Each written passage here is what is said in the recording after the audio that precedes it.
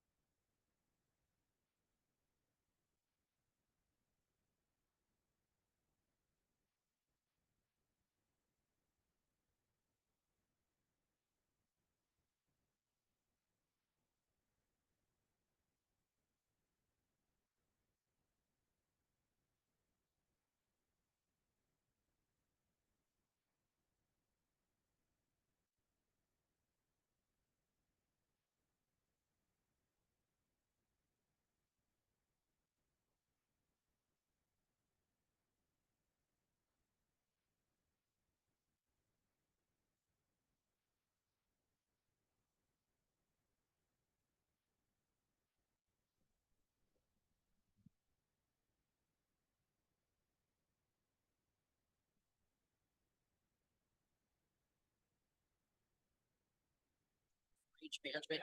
Yes. Then you're gonna call on Krista Ayler to come on. Oh, okay. Does she know? Yeah, I'm gonna tell her. So when does that? That will be right before the closing, right after Chuck Jarecki, Rancher Land Stewardship. Excellence in Range Management. Is it the last thing? Before the closing, yes. Yeah. Okay. But yeah.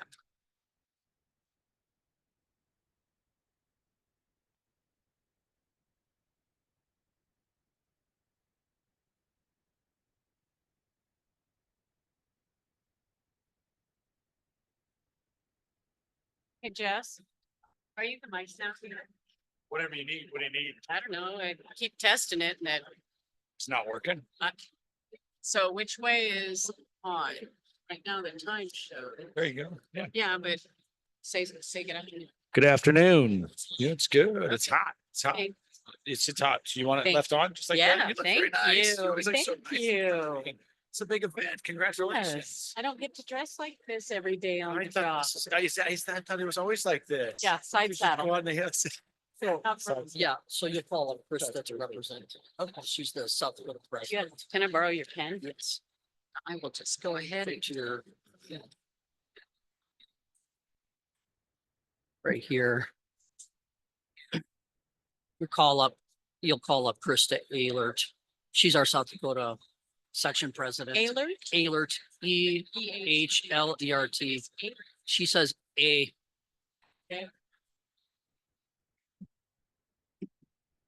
So then, want to do that here. Yeah, good job. All right. Oh, here.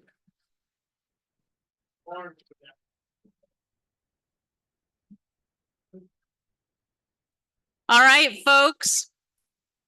If you could please take your seats, we'll get started with the awards ceremony.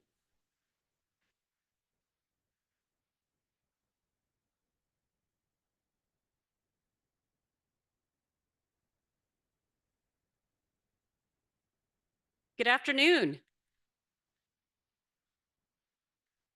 I'm waiting for my PowerPoint to show up. There we go. All right, thanks, Ryan.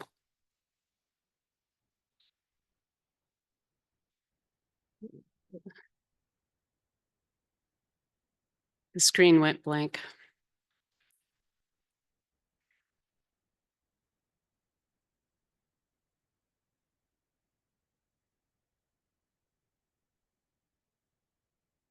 Don't you love technology?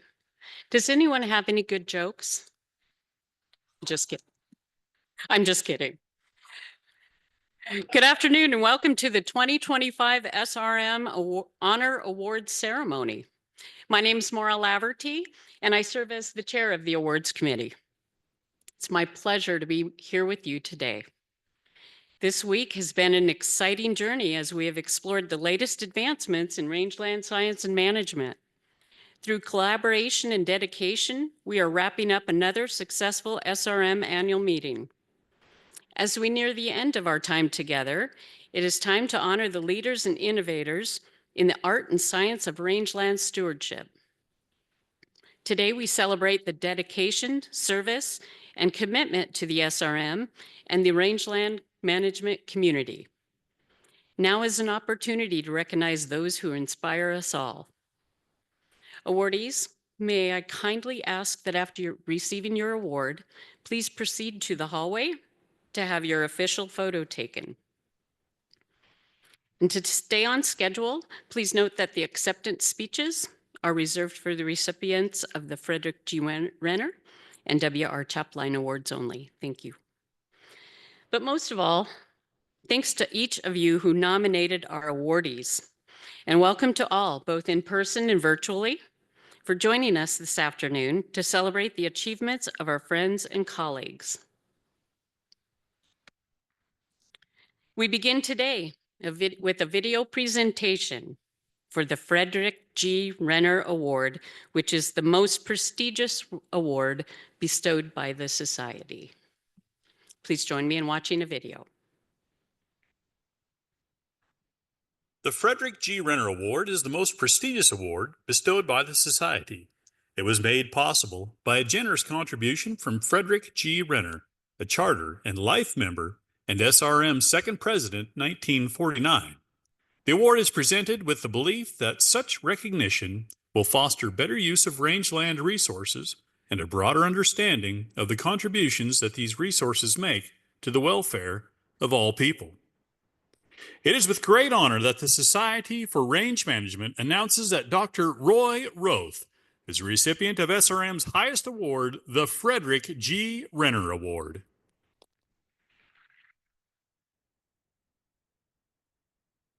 Charlie Russell's painting of the Trail Boss was chosen for the logo of the fledgling American Society for Range Management in 1947, because the early founders thought it a fitting representation of those that would become professional range managers. More than the drovers and hired hands pushing the herd, the Trail Boss had to know the vast grasslands cattle were driven across from Texas into Kansas, then Nebraska, the Dakotas, Wyoming, and finally Montana. Because cattle were expected to gain weight during the drive, the Trail Boss had to know routes through the easiest terrain, where to access the best grass, and importantly, find reliable water sources. Even though the Trail Boss had to have plenty of cattle savvy, it would be his knowledge of the rangeland environment that would spell the difference between herd survival, profit, or devastating losses.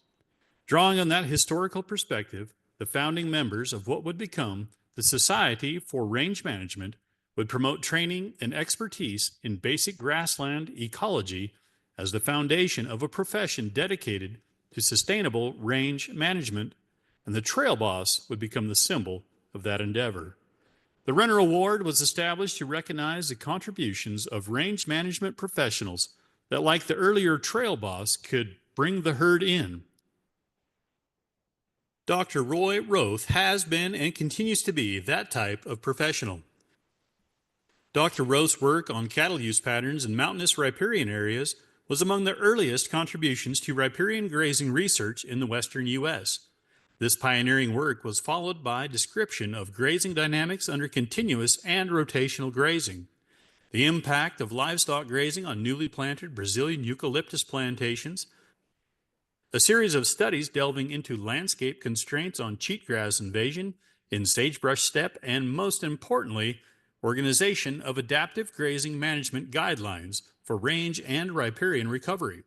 Some of his study outcomes were published in 3 different languages on 2 separate continents. Later, he would summarize much of his work into a grazing response index, the GRI, that is now used in 3 U.S. national forest regions, used by the Natural Resource Conservation Service, and included in rangeland monitoring handbooks for Colorado and Wyoming.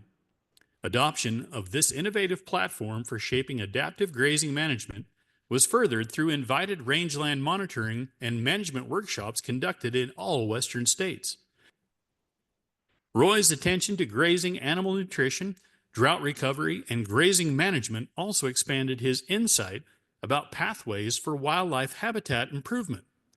With experience in vegetation and soil responses to grazing, Dr. Roth led the development of a big game habitat evaluation protocol, and he linked management plan for the Northern Gunnison Basin, Colorado. He was a team member and resource lead on the Owl Mountain Partnership, which received state and national recognition for collaborative management, and leveraged this experience into a statewide wildlife habitat team. Later, he would serve as a technical advisor to the Wyoming Game and Fish Habitat Management Program, and as part of this effort, serve as a regional advisor on landscape scale sage-grouse habitat issues in Colorado, Montana, and Wyoming. It became apparent that the landscape level management efforts would require coordination of private and public land interests.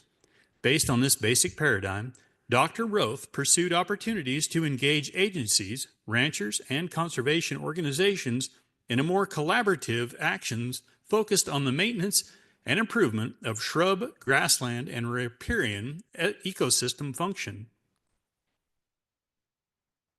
These opportunities enhanced Dr. Roth's experience to guide conflict resolution effort. His in bringing about successful resolution of management issues has been demonstrated by his service on all the Colorado Public Lands Section 8 reviews. During this same period, he was a contributing member of the Colorado Governor's Task Force on Rangeland Reform. Skills and networking in this service led Roy to serve as video director and contributor to the team that developed the Resource Advisory Committee, the RAC, training curriculum for the Bureau of Land Management. Roy didn't hold back on the knowledge he'd gained reaching consensus on prickly issues. Roy's service to the Society for Range Management over 50 plus years mirrors the contributions of the old-time trail boss.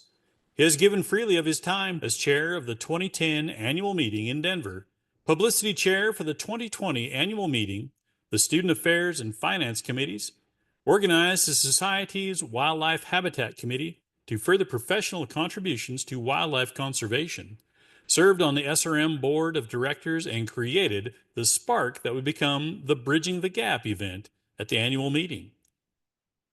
He has furthered the reputation of the Society as an invited speaker at the International Wildlife and American Society of Animal Science International Rangeland Congress, led discussions on sustainable range management at regional and state meetings of the Western Sustainable Agriculture Research and Education Program, and represented the profession at New Mexican and Colorado cattlemen's meetings and contributed to Colorado Conservation District programs.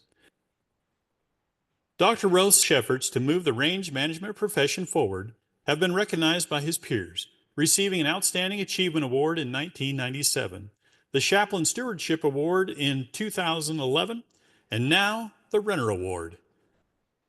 As envisioned in 1947, Dr. Roy Roth's exemplary career has contributed to the conservation of the great grasslands of the world and demonstrated the knowledgeable leadership expected of a trail boss.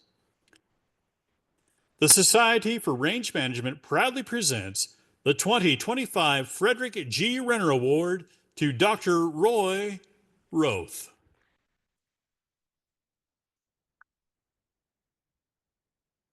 Please give a warm welcome to our 2025 Frederick G. Renner Award winner, Dr. Roy Roth.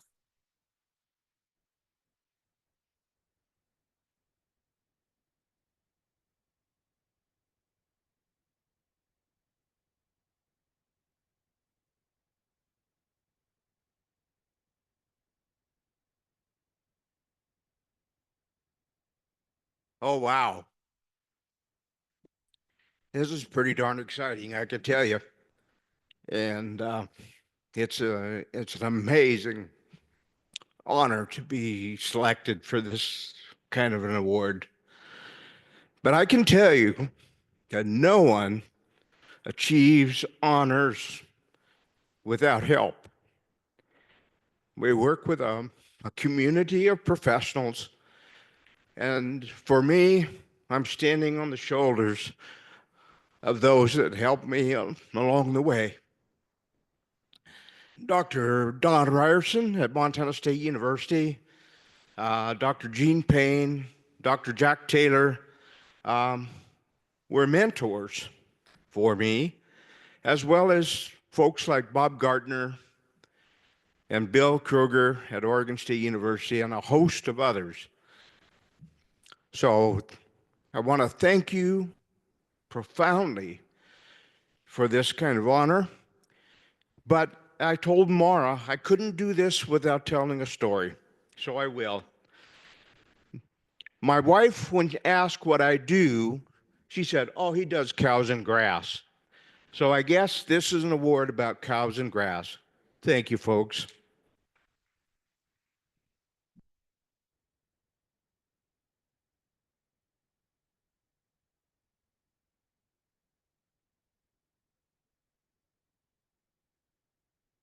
Our next video presentation is for the W.R. Chapline Land Stewardship Award.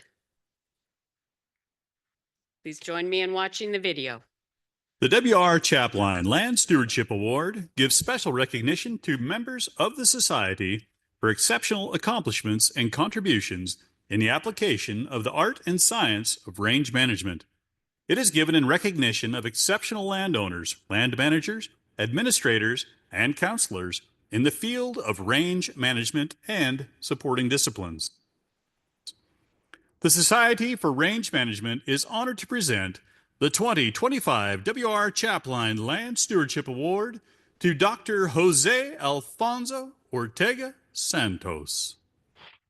Por su destacada gestión de la tierra, la Sociedad de Manejo de Pastizales se complace en presentar el premio W.R. Chaplin Land Stewardship Award para el 2025 al doctor José Alfonso Poncho Ortega Santos. Dr. Jose Alfonso Poncho Ortega Santos was born in Gonzales, Tamaulipas on October 29, 1959. From his childhood, he was in contact with the rural environment because the main activity of the family was livestock and agriculture. His father, Alfonso Ortega Sanchez, lost his life to cardiac arrest while working cattle on horseback before Dr. Ortega was born. For this reason, Dr. Ortega, as the eldest grandson of the family, grew up very close to his paternal grandfather, Don Alfonso Ortega Cosio, who had a great influence on his academic development. Long conversations with his grandfather were a definite factor in Dr. Ortega's decision to continue his studies. During his second year of high school, Don Alfonso died of a cardiac arrest, and at this point, Poncho convinced his uncles to move to the city of Victoria, Mexico, to begin his studies as an agriculture engineer and zoo technician. During his childhood, his widowed mother, Mrs. Aurora Santos de Ortega, was decisive in the formation of Dr. Ortega's study habits and discipline. A tenacious woman who only completed the second year of primary school, but with a vision far beyond her preparation, taught Dr. Ortega the value of education, hard work, persistence, and that she taught herself to write print so that she could help her son with his homework.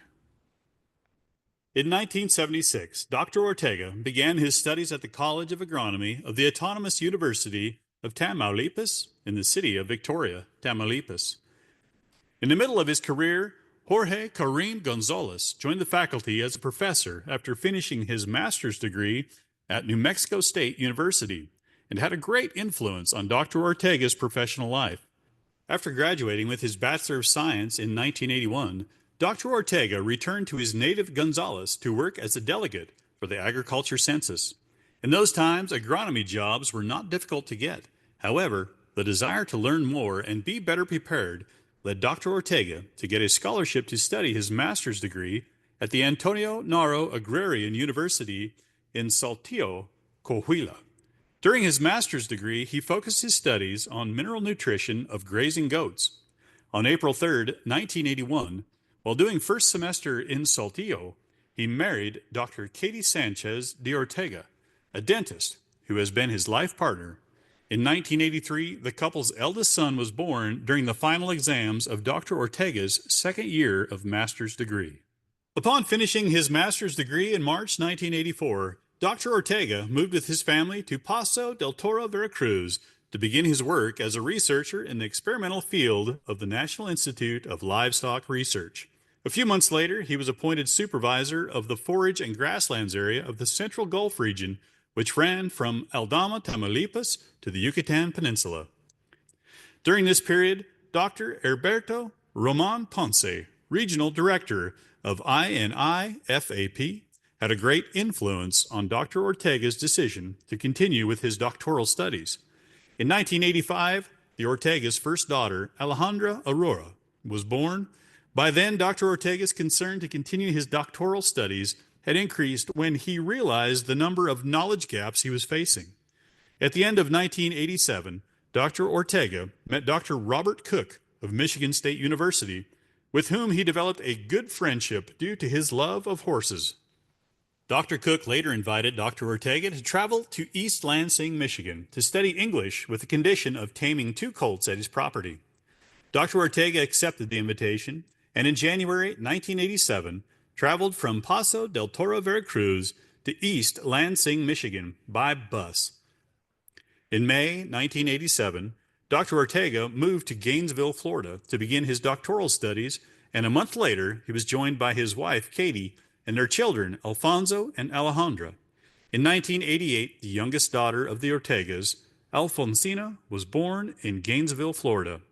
In 1990, Dr. Ortega returned to Mexico after completing his PhD and returned to work at the INI FAP at the Aldama Livestock Experimental Field Station in Tamaulipas. From 1990 to 2001, he was director of the Livestock Division, Northeast Region, and later national leader of the Forages and Grasslands Program at INI FAP.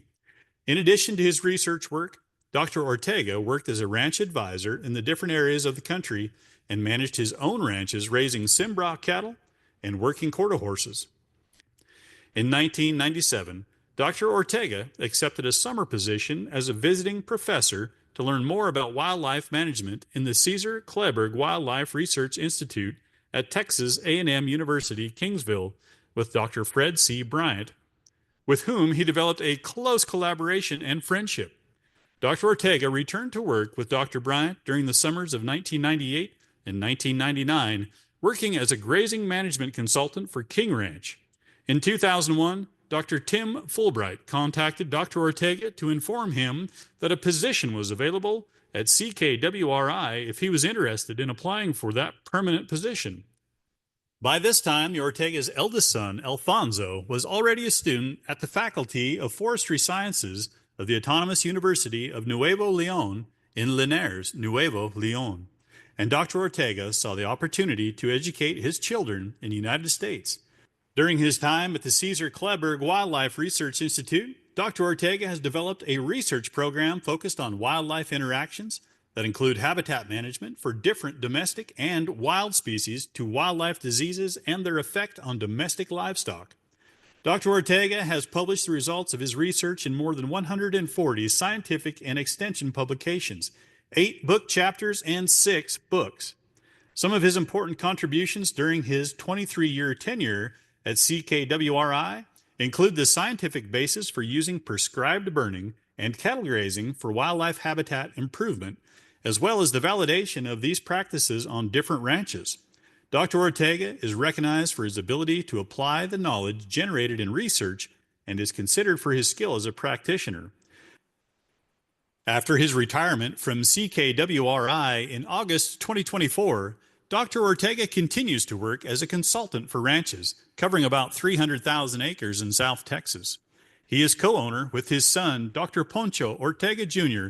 of El Capricho Cattle Company, which operates 5 ranches in Atascosa, Duval, Kleberg, Brooks, and Jim Hogg counties in South Texas, where they produce American Red and Barangas cattle, as well as some custom grazing.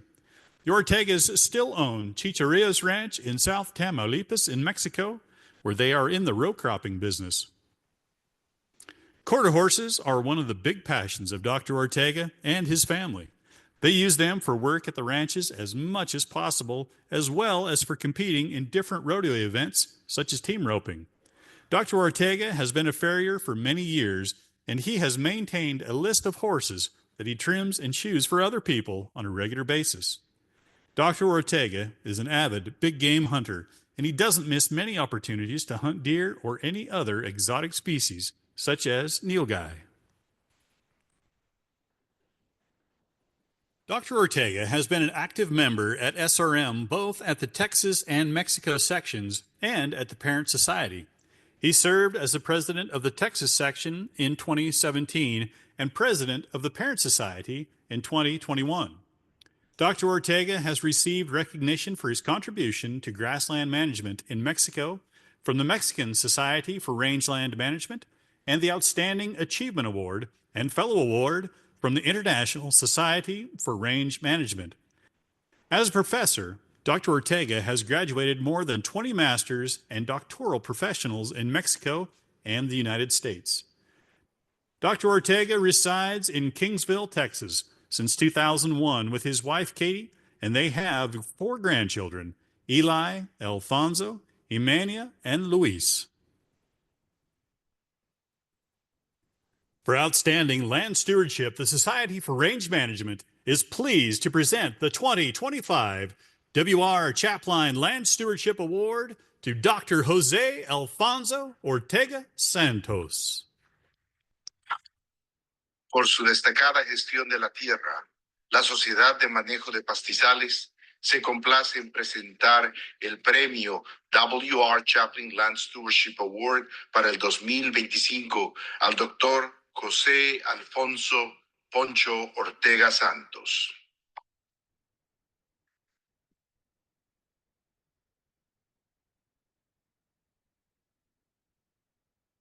Well, this is really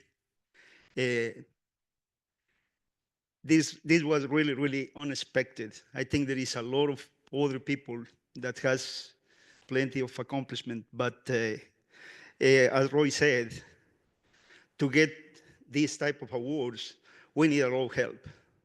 So I would like to start by thanking God for the opportunity that has presented me in my professional life. In addition to that, other people like Fred Bryan, Tim Fulbright, Wayne Hanselka, those were my mentors. All of them, thanks God, still alive, and we remain friends. My partner from 43 years, Katie, honey, thank you very much for being with me all this time. With that said, in 2001, when I came to Texas, I wanted to be active at the Texas section. Then they elected me president, and then I was elected president for the Pardon Society. And most of you, and I have said that more than one time, most of you were born Americans. I was born Mexican. And with that said, I had to work to become a US citizen. So my point with that, especially for the young generations, is don't take it for granted, because it's an honor and a privilege. And with that said, thanks God, God bless you, and God bless America. Thank you very much.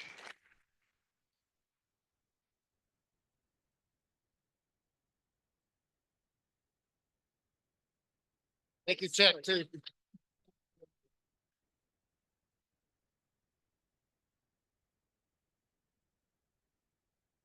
All right, now as we transition to the remaining honor awards, as I conclude reading the bios for the awardee, could you please come to this side of the stage, receive your award, and then go over with Jess to get your picture taken. Thank you.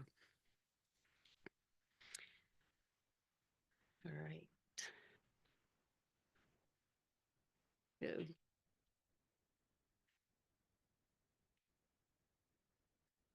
It might have fallen asleep, Brian.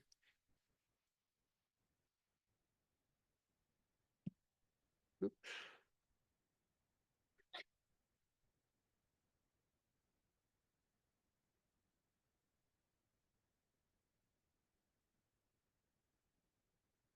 The screen's black.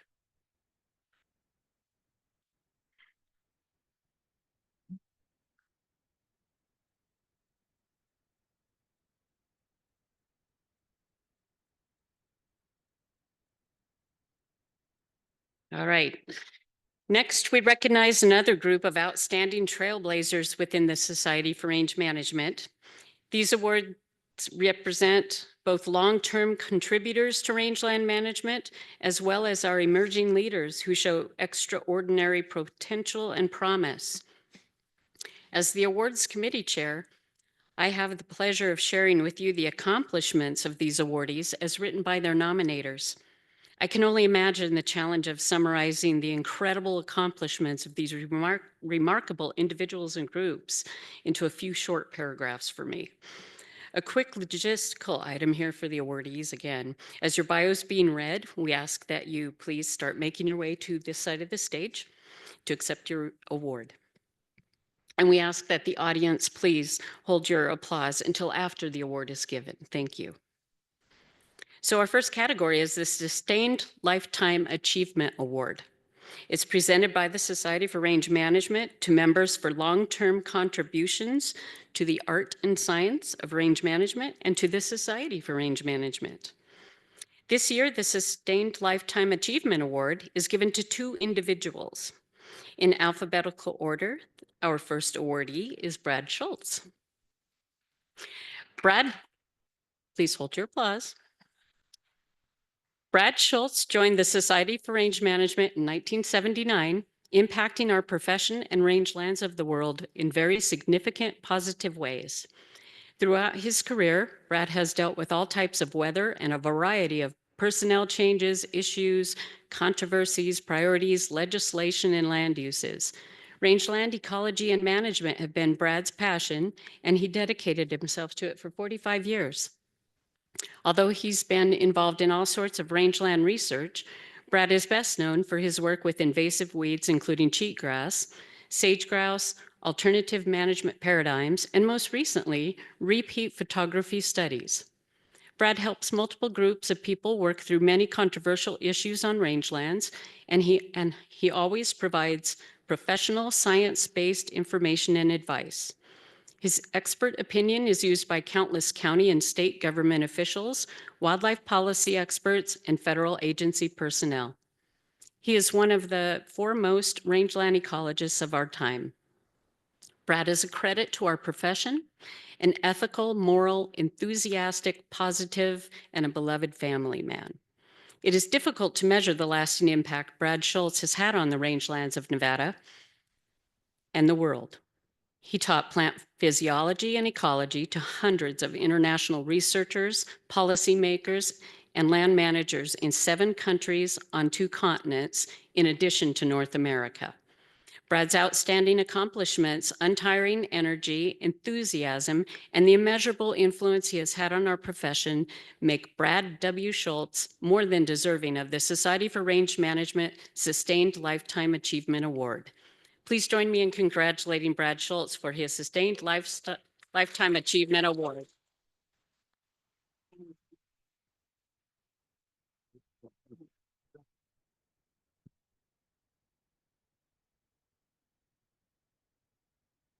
And our second Sustained Lifetime Achievement Award goes to Greg Simons. Greg grew up in southern Idaho, where hunting instilled his love for nature. He attended Utah State University and was inspired by Dr. Thad Box's class on natural resource management, which emphasized the potential to enhance life on Earth through responsible land stewardship. Greg's personal mission statement as a senior in college was to be a positive resource management example by making money while improving the land. This led to a successful consulting career, starting with a private ranch project and eventually managing desert land and livestock in 1981. There, Greg implemented innovative grazing practices that earned national recognition as a model for sustainable land management and the National Take Pride in America Award. In 1996, Greg became Vice President of Agricultural Operations for Ensign Group in Utah, while expanding his consulting portfolio with landowners, including the King Ranch, Farm Management Company, and the Nature Conservancy. He often stated, if you can't measure it, you can't manage it. In 2003, Greg established Open Range Consulting Incorporated with Eric Sant.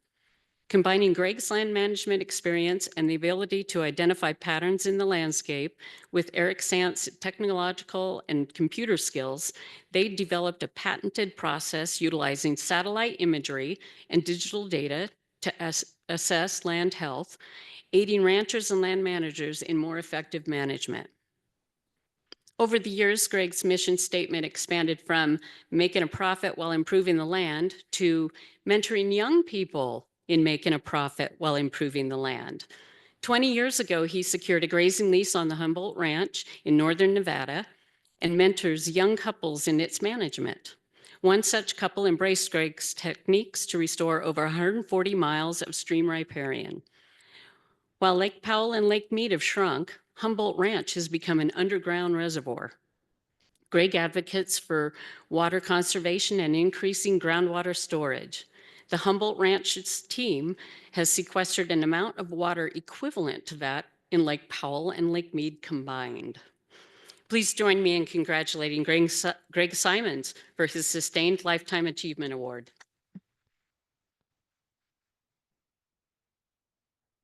Our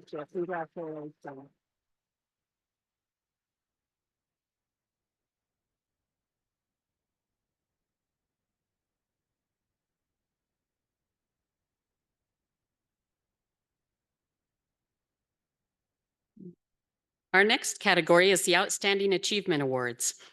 The Outstanding Achievement Award is presented by the Society for Range Management for outstanding achievement for eminently noteworthy contributions to the range profession to members and other qualified individuals or groups working in rangelands. This award is subdivided into 3 categories: commitment to community engagement, land stewardship, and research and academia.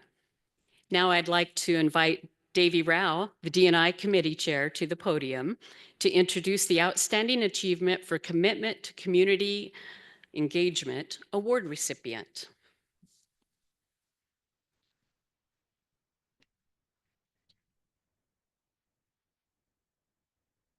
This first category is our Society for Range Management's inaugural award for outstanding achievement and commitment to community engagement.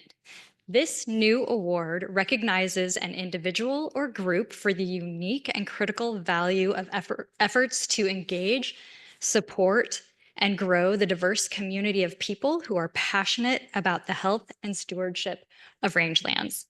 Our very first outstanding achievement commitment to community engagement award recognizes the Texas Master Naturalist Program. The Texas Master Naturalist Program, or the TMN program, is designed to develop local corps of master volunteers who provide education, outreach, and service dedicated to the beneficial management of natural resources and natural areas within their communities. The program recently celebrated its 25th anniversary of providing education, outreach, and service to communities throughout Texas, with an average of 7,000 active volunteers in 49 chapters, serving 213 counties across the state. The Texas Master Naturalist Program is sponsored by the Texas Parks and Wildlife Department and Texas A&M AgriLife Extension Services. Some of the specific activities they have done to reach diverse rangeland communities include the following. Rangelands are part of their training in general and part of their training in their collegiate chapters.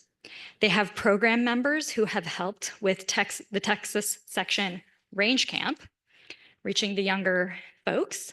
In 2021, the TMN program launched the Be the Change initiative, aimed at exploring diversity, equity, inclusion, and accessibility in natural resource programming.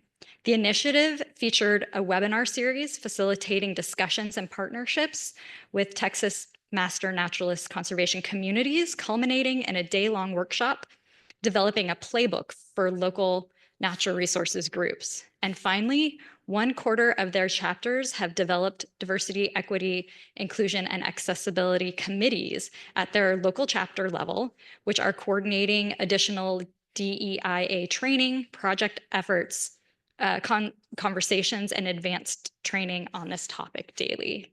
Please join me in congratulating the members of the Texas Master Naturalist Program for outstanding achievement and commitment to community engagement.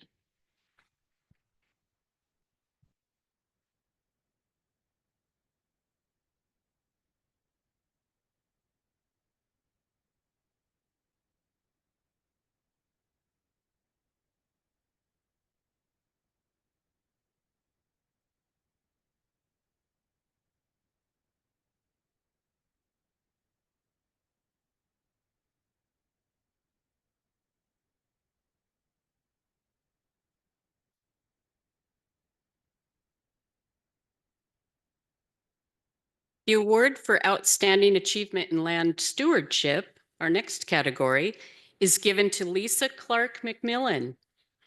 Lisa Clark McMillan is known across Nebraska and beyond for her dedicated land stewardship, conservation efforts, and commitment to educating the next generation of range managers. With over 30 years of experience in range management, Lisa is a respected professional known for her extensive expertise in sustainable grazing and prescribed burning practices. She began her journey in range management with a degree from the University of Nebraska-Lincoln in 1987, later serving as a soil conservationist with the USDA Natural Resources Conservation Service in Broken Bow. A true pioneer, Lisa was an early advocate for prescribed burning to combat eastern red cedar on her own family ranch. Her dedication to advancing this practice led to her serving as an inaugural member of Nebraska's Prescribed Burn Task Force, where Lisa has since inspired hundreds of landowners across the state. Through her technical guidance, Lisa helped establish 6 landowner-driven prescribed burn associations and played a significant role in developing the NRCS Technical Service Provider Program, mentoring colleagues in burning planning and delivery. Lisa's impact on youth education within the Society for Range Management is equally profound. For years, she has been an active leader within the Nebraska SRM Range Youth Camp, range judging events, and the High School Youth Forum subcommittee at the national level. Lisa is deeply committed to preparing students to represent Nebraska at SRM's annual meetings, where she also ensures a rewarding experience for all participating delegates. Described by peers as energetic, helpful, and inspiring, Lisa embodies SRM's mission of sustainable rangeland management. Her contributions to prescribed burning, grazing strategy, and youth education have made a lasting impact on Nebraska's rangelands and the SRM community. Lisa's exceptional dedication to conservation and education makes her a truly deserving recipient of SRM's Outstanding Achievement Land Stewardship Award. Please join me in congratulating Lisa Clark McMillan as she receives the Outstanding Achievement Award in Land Stewardship.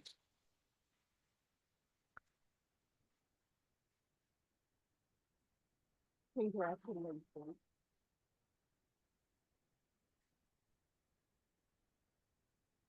The next category is the Outstanding Achievement Award for Research and Academia, and we would like to ask Dr. Sarah McCord to come up and receive her accolades.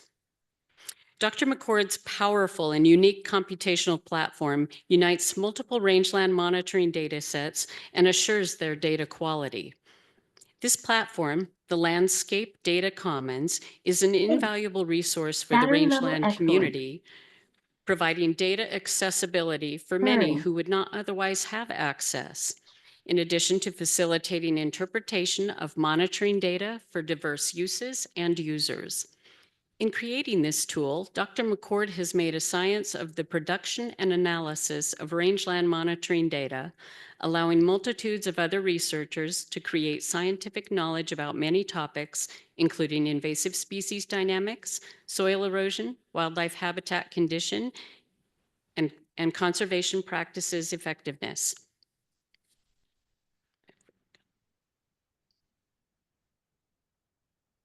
Standardization of monitoring data also made possible the development of fractional vegetation cover products by linking ground and satellite data via machine learning models. These products estimate vegetation cover and production across all rangelands of the US from 1986 to present. Without Dr. McCord's standardization and quality controlled data sets to train machine learning models, these products could never have been created. Dr. McCord's efforts assist agency managers and non-governmental organizations to pursue science-based management decisions across US and global rangelands. Dr. McCord's impact, grounded in our common vision, ongoing communication and coordination across multiple data providers and users, computational skill, and dedication to training and mentorship cannot be understated. The future knowledge we create about rangeland change and the successes of failures of our efforts to improve rangelands will be based on the data foundation provided by Dr. McCord. Please join me in congratulating Dr. Sarah McCord as she receives the Outstanding Achievement Award in Research and Academia. Congratulations.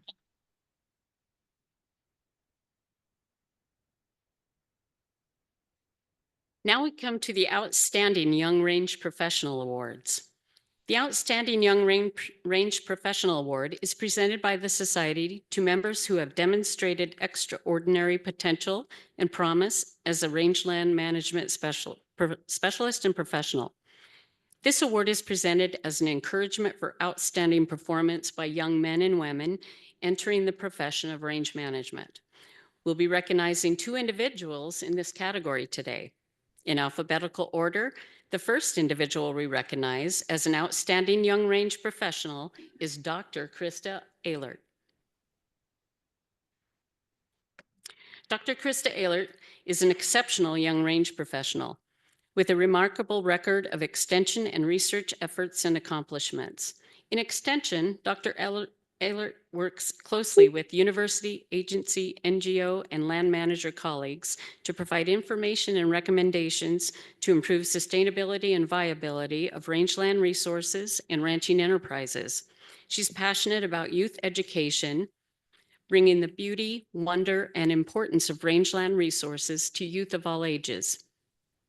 Dr. Ehlert's extensive involvement in adult education includes teaching at the South Dakota SRM Professionals Range Workshop and the South Dakota Grazing School every summer, and leading Beef SD, a program that enhances the success of early career cattle ranchers. Dr. Ehlert's signature program, Women on the Range, provides education and programming support by women, specifically for women working on rangelands. Dr. Ehlert's record of research is also remarkable, especially for someone so early in her career with no research appointment. She has developed and collaborated on over $84 million worth of funded grants. Research topics include precision agriculture on rangelands using virtual fencing, rangeland riparian restoration using beaver dam analogs to mimic beaver dam effects and encourage beaver reoccupation, native plant material development, carbon sequestration, and development of decision management tools for ranchers. In addition, Dr. Ehlert serves SRM in Advisory Council, on the Outreach and Communications and Website Committee, and the South Dakota SRM as current section president and Youth Endowment Committee chair. In short, Dr. Krista Ehlert is truly an outstanding young range professional deserving of this award from SRM. Please join me in congratulating Dr. Krista Ehlert as she receives the Outstanding Young Range Professional Award.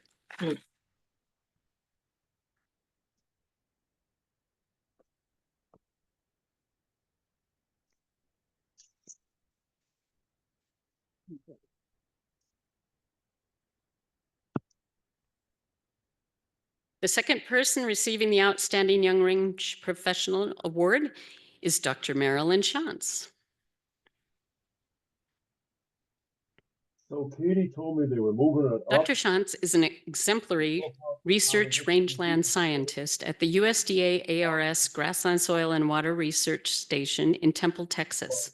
Her Yeah, I don't research know why. serves to To directly advance the science and management of complex range and pasture land ecosystems by identifying the roles and interactions among weather and climate, soil nutrient availability, and restoration seeding inputs on livestock forage availability, plant structure and function, and ecological succession. Dr. Shantz's current research projects include developing seasonal climate and plant production forecasting tools for rangeland management, assessing large-scale grazing strategies for improving plant and soil health, and evaluating the utility of grazed cover crops for improving plant production, animal nutrition, and soil health. Dr. Shantz is a member of the Society for Range Management, the Soil Water Conservation Society, and the Soil Science Society of America, and serves on multiple committees. Further, Dr. Shantz currently serves as the managing editor for Rangeland Ecology and Management, the premier journal of the Society for Range Management. The Grassland Soil and Water Research Station is a core site in the USDA Long-Term Agro-Ecosystem, or LTAR, network. Dr. Shantz serves on 4 LTAR working group committees and leads the Weather and Climate Working Group, where top-tier scientists seek to advance the quality and availability of weather and climate information to enhance agricultural and natural resource management. Please join me in congratulating Dr. Marilyn Shantz as she receives the Outstanding Young Range Professional Award.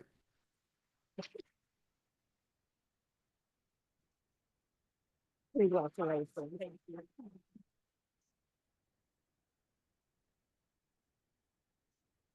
you. Oops. Sorry. I might have hit two buttons at once.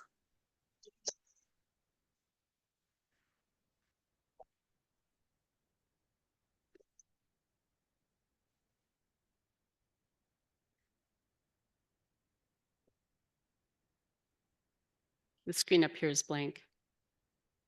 Okay. All right. The next award is the Chuck Jarecki Rancher Land Stewardship Award. Established in 2024 through a generous donation by Montana rancher Chuck Jarecki, it recognizes outstanding rangeland stewardship and contributions to the ranching profession, honoring ranch operators who embody the founding principles of the Society for Range Management. This singular award is open to active ranch owners and operators with a proven track record of effective ranch management. Recipients are evaluated on practices such as grazing, soil and vegetation management, and habitat conservation, with special consideration for community service and leadership. This year's recipient for the Chuck Jarecki Land Stewardship Award goes to the King Ranch Company. Whoops.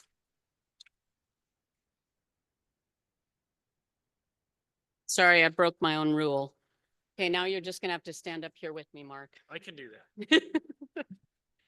The King Ranch Company exemplifies high commitment and advocacy for conserving rangelands and livestock production through its actions, time, and service. Owner Mark Isley, president of the Pole Mountain Grazing Association, with allotments totaling 56,000 acres and 10 families, led successful litigation in federal district court against a water quality challenge by an extreme environmental group on the U.S. Forest Service Medicine Bow Route Forest. The King Ranch Company engages in state to national natural conservation resource discussions as land stewards and agricultural advocates. Mark was a founding member of the Wyoming Stock Growers Land Trust and served 2 terms as its president. Mark initiated numerous workshops on ranch transitions during his tenure as Wyoming Stock Growers Association president.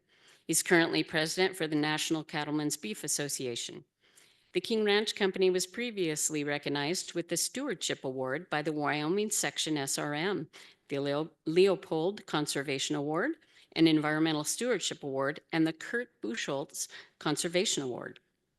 The King Ranch Company personally commits to habitat conservation, implements land and resource conservation practices, and are a strong proponent of hunting and wildlife protection, including setting aside areas for youth and disabled hunters. They steadfastly monitor grassland birds and have incorporated multiple energy resources, solar, wind, and oil, into their landscape with land and resource conservation practices of resting of pastures, deferment, switching of grazing seasons, drought management, targeted grazing to reduce cheatgrass, restoration of disturbed lands, and addition of windbreaks. Providing solutions for conservation challenges through using science-based information for decision-making is the King Ranch Company's excellence. Please join me again in congratulating the King Ranch Company as he receives the Chuck Jarecki Rancher Land Stewardship Award. Thanks, Mark. Good job.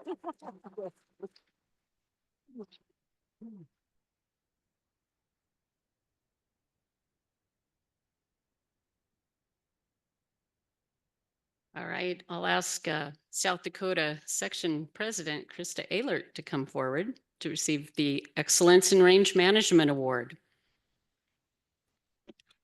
Sorry. That's okay. You have plenty of time. I still get to read the citation. The Excellence in Range Management SRM Award is a poster competition for the Society for Range Management sections. The objective of the Excellence in Range Management Award is to demonstrate to the public and other rangeland managers outstanding examples of rangeland management which result in long-term health and sustainability of the range resource while providing efficient production of livestock, wood products, water, wildlife, aesthetic values, recreation, and other non-commodity values.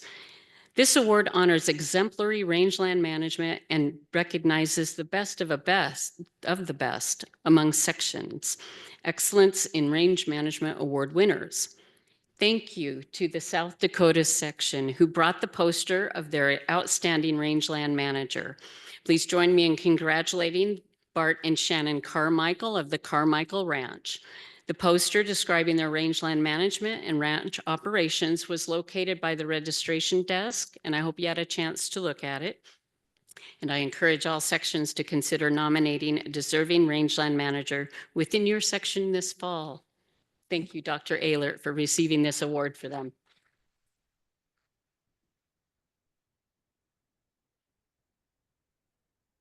Thank you. Sorry about this. Okay.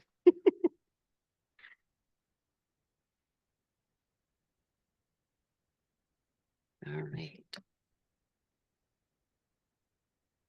On behalf of the SRM, I extend heartfelt congratulations to all of our esteemed awardees. We are truly fortunate to have you as friends, mentors, and colleagues. Your dedication paves the way for others, and you continue to be true innovators and stewards of rangeland management. Before we conclude the honor awards this afternoon, I want to take a moment to shine the light on the awards committee and the National SRM office staff and acknowledge their incredible work in making this ceremony possible. Please join me in giving them a well-deserved round of applause. Well, Katie said she moved up. They moved her up, but I don't know what time she's going. As So we look ahead to next year's awards program, I'm pleased to announce that the nominations are now open for calendar year 2026. These awards reflect the heart of our organization, our members. It's our privilege and responsibility to honor those who have shaped the field of rangeland management. We should recognize the visionaries and mentors in our community who enrich this organization and contribute to the progress of our profession. In the coming months, I encourage you to think about individuals or groups who have made an extraordinary impact or inspired others within the rangeland community. Please reach out to the awards committee and consider nominating a colleague or mentor to ensure we continue to celebrate excellence in this year ahead. We'll be pleased to assist you in your efforts. Once again, congratulations to all of this year's honor awardees. It's been a true privilege to recognize your accomplishments. Before we transition to the student awards presentations, I'd like to invite Davy Rao again from the D&I committee to the podium to announce the Jessica Orozco Memorial Honorarium Scholarship winners.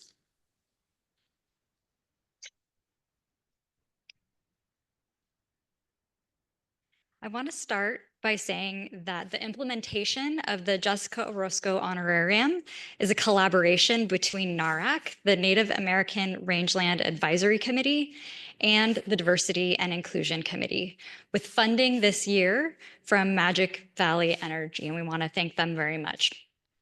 First, I will share a little bit about the Jessica Orozco Honorarium, or about Jessica Orozco herself, and then I will introduce our two honorarium recipients. The Jessica May Orozco Honorarium was established in January 8th, 2019, following her tragic death in 2018.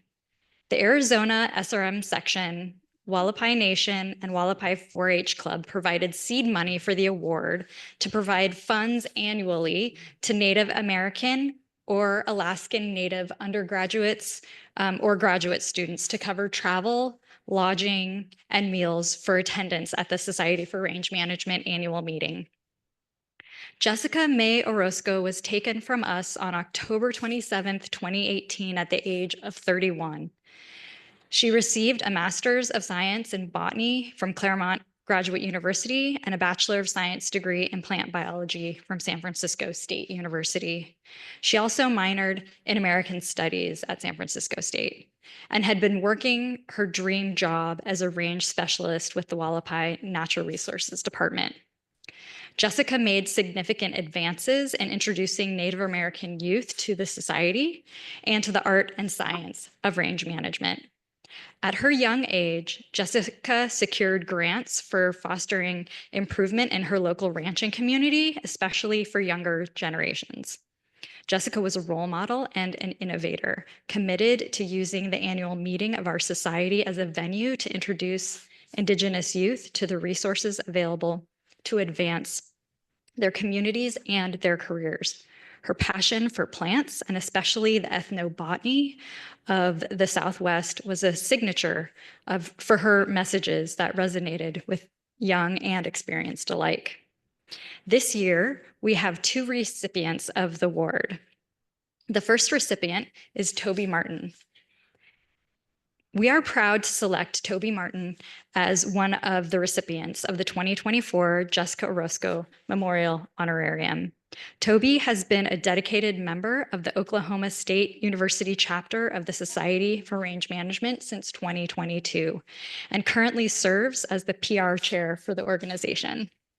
He embodies Jessica's commitment to engaging Indigenous communities and students in natural resources and range management, exemplified by his project of designing and implementing a native pollinator garden at the Osage Nation Language School in Pawhuska, Oklahoma. This project helps students and faculty better understand the role that native plants play in supporting wildlife habitat and their cultural value to native peoples in the Southern Great Plains region. Toby has experience in being a ranch hand, native plant nursery technician, and pollinator intern. Furthermore, he is a student leader for the Center of Sovereign Nations at Oklahoma State University. Toby is excited to attend SRM in Spokane, Washington, to connect with others that share his passion for rangeland ecology and management and explore career opportunities that may be available to him. Please join me in congratulating Toby as he receives his certificate for the Jessica Orozco Honorarium.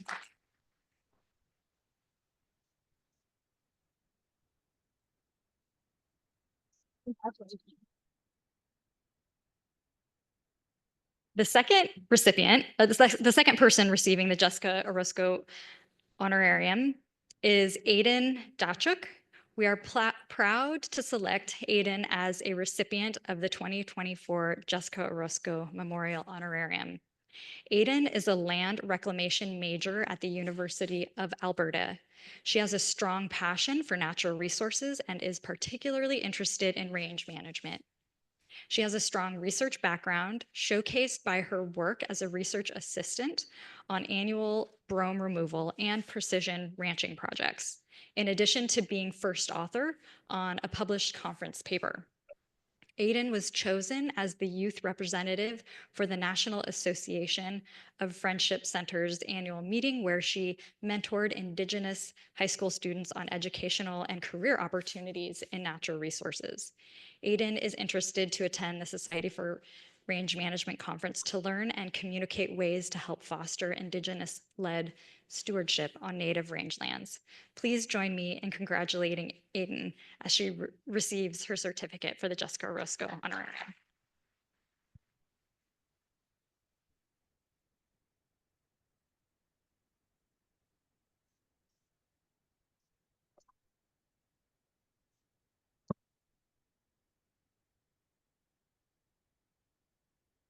Now I'll turn the podium over to you, Sandy Smart, for the exciting student awards.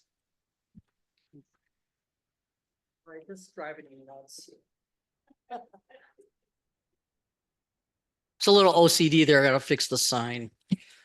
All right, just as Mara gave instructions for award winners, enter stage right, receive the plaque, and then exit stage left. You'll go out into the hall and get your picture taken with past President Karen Hickman, near the big banner that's out there. So, all right.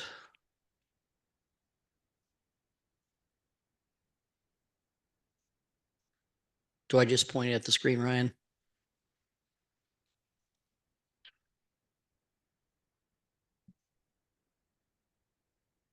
All right. The first awards that we're going to be giving is the individuals for undergraduate range management exam. It's always fun to just take an inventory of how many people have taken the exam. So if you have taken ERMI in the past, please stand. Look around, folks. Thank you.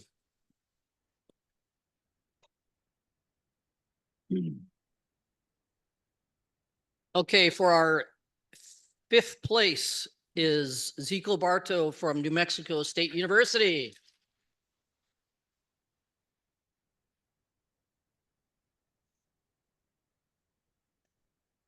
Then we should have the Price is Right music playing. So come on down.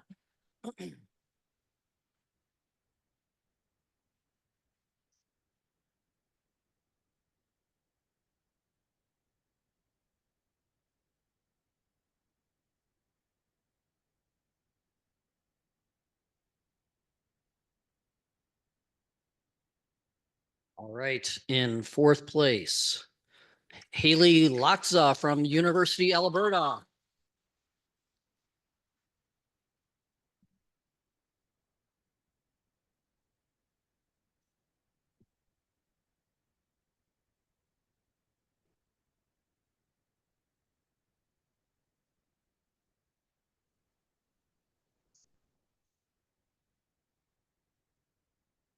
Right, in 3rd place is Claire Fries from University of Nebraska Lincoln.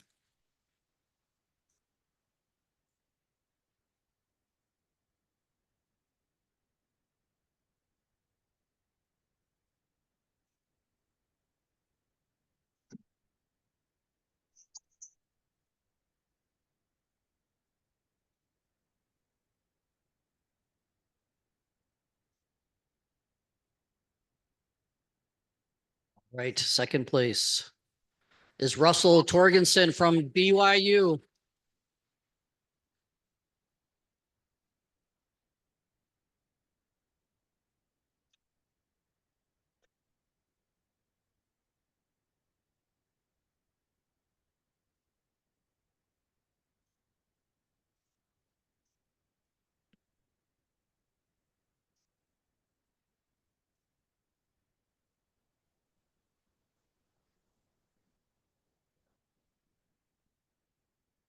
All right, this time I'd like to invite Gilbert Jackson from the USDA U.S. Forest Service to present the 1st place individual in ERMI, Samuel Lay from Brigham Young University.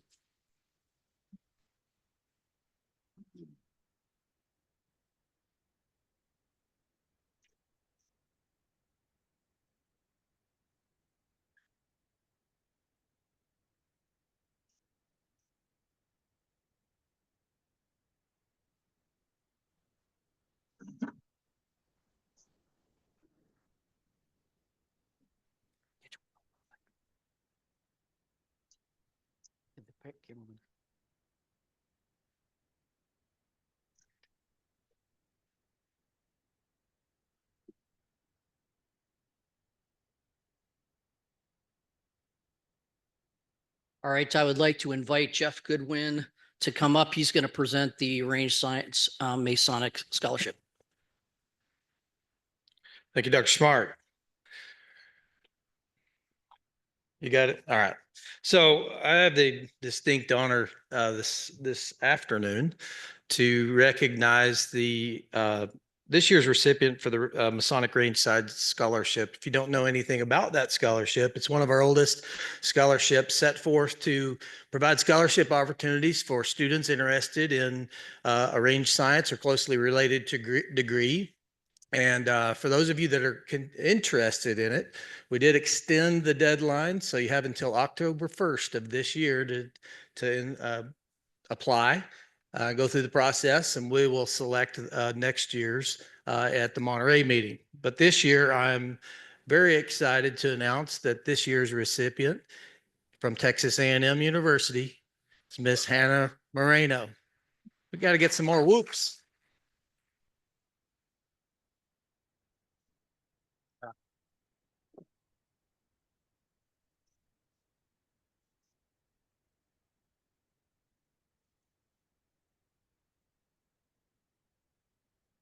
All right, at this time, I'm going to call up Barry Irving. And he's going to talk about the Plan ID contest.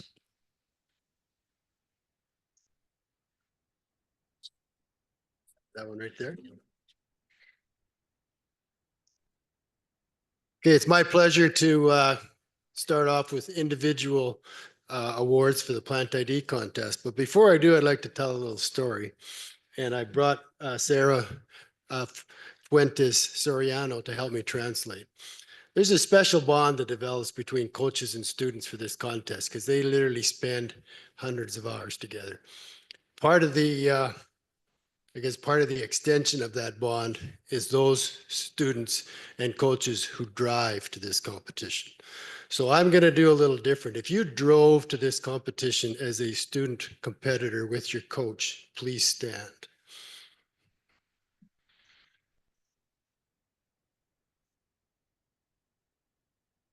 Yeah, there's a few, and there's one group missing because they left early to beat the winter storm that's coming tonight to get back to Cal Poly Humboldt.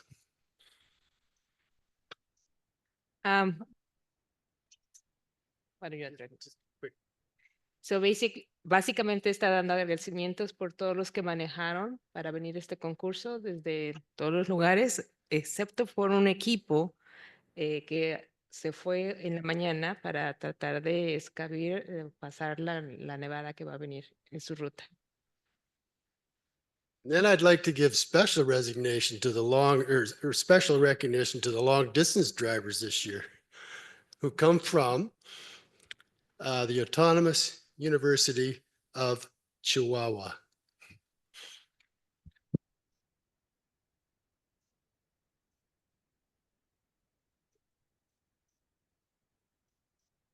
Les dan las gracias especialmente al grupo de Chihuahua, que es el grupo que manejó por más distancia.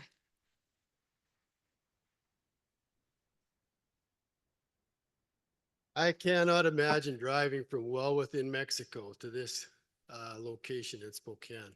So thank you, Sarah. I think I can carry it from here. Okay. This year's competition in plants was the usual.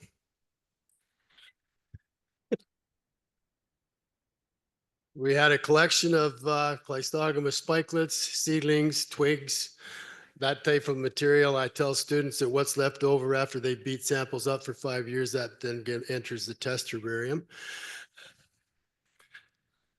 And you'll see by the marks, this year we had 105 students take the test, 105 brave souls, representing 19 universities. And I have 9 marks above 90%. You'll see in a minute how close those marks are. So in 5th place from, and I'm going to read the schools first before I put them up on the screen, Autonomous University of Antonio Naro.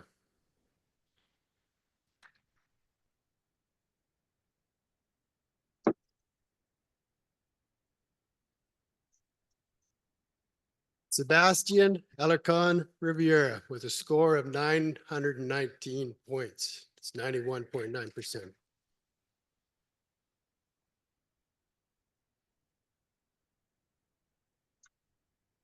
So you can tell at 5th place, and I got 9 that were 90% plus. There was 4 other marks between 90 and 92%. In 4th place, Autonomous University of Antonio Naro.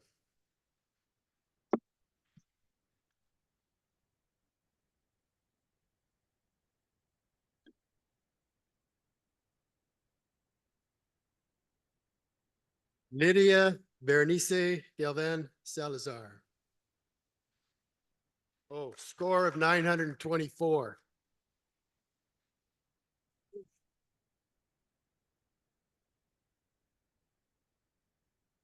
And in third place, Autonomous University of Chapingo.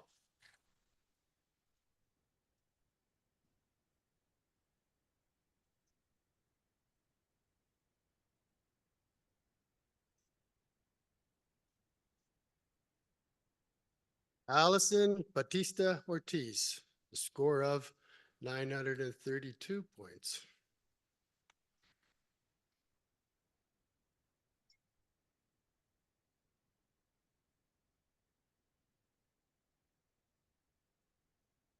And in second place, score of 946 points, Autonomous University of Chapingo.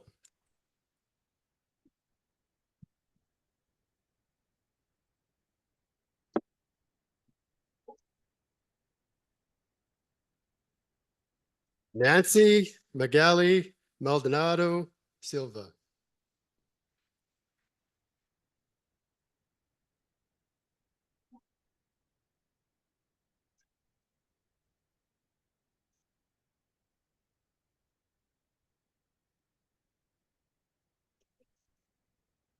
Now I invite Kimberly Hackett to the stage. Kimberly represents the Bureau of Land Management, and she's going to give the award to the top performing student of this year's competition. So in first place, from Autonomous University of Antonio Nero.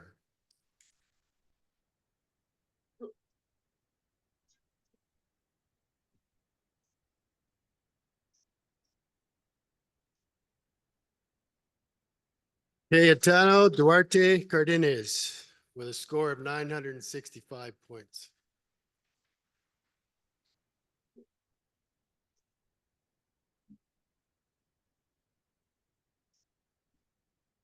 Okay, I'll now pass the stage to Leah Christensen, High School Youth Forum.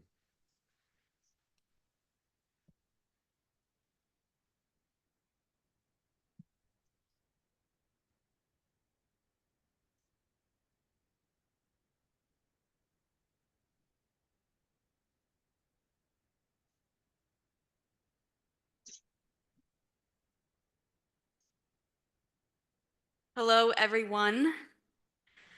It has been an honor to lead the 58th Annual High School Youth Forum. I would now like to recognize the 20 delegates representing 9 different sections. Can you all please stand?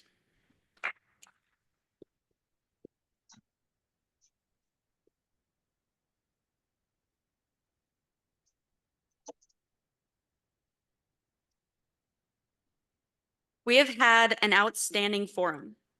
Thank you to the Pacific Northwest section for hosting this year. Thank you, SRM sections, for continuing to sponsor high school delegates to the forum. I also want to recognize Hoyt Seidensticker of Land Stewardship Services for helping sponsor our program.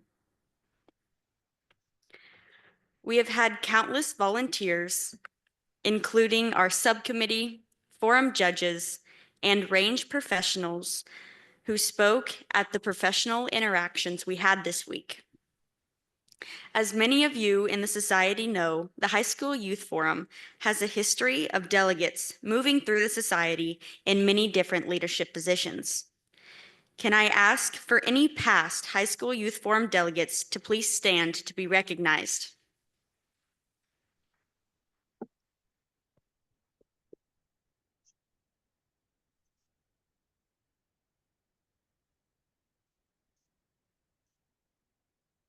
Continuing with the program, I would like to share that Eli Rogers of the Nebraska section will be the 2026 High School Youth Forum President to serve in Monterey, California. Again, we had 18 outstanding range-related presentations. I will now recognize the top 5 winners and ask them to come forward as I call their name to receive their award.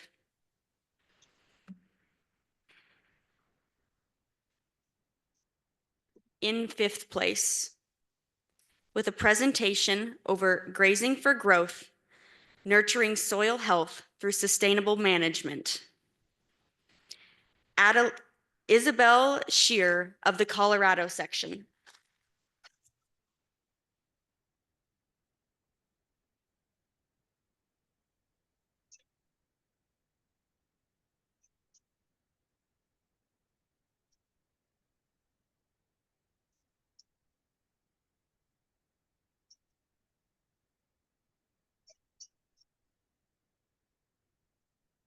Now for fourth place, with a presentation titled Vernal Pools, an often overlooked gold mine of California diversity.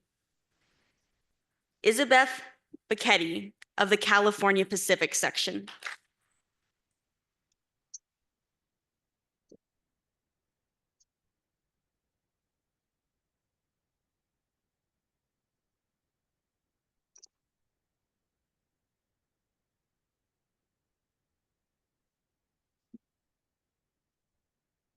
Now in third place, with a presentation titled From Physical to Digital, Revolutionizing Traditional Fencing.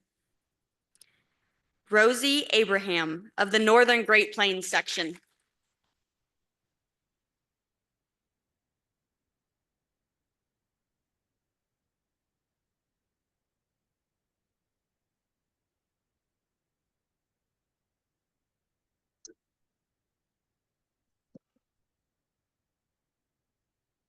Now in second place, with a presentation titled Montana Range Education. Adelaide Meyer from the Northern Great Plains section.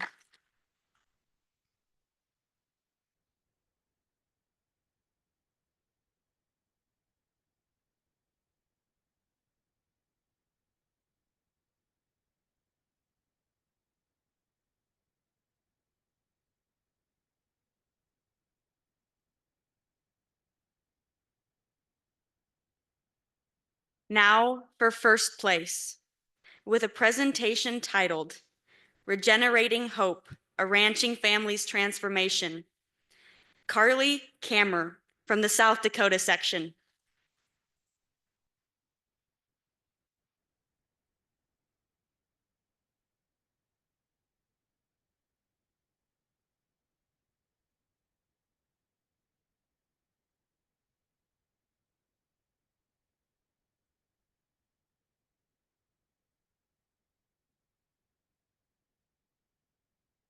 It is now my honor to introduce last year's High School Youth Forum presentation winner.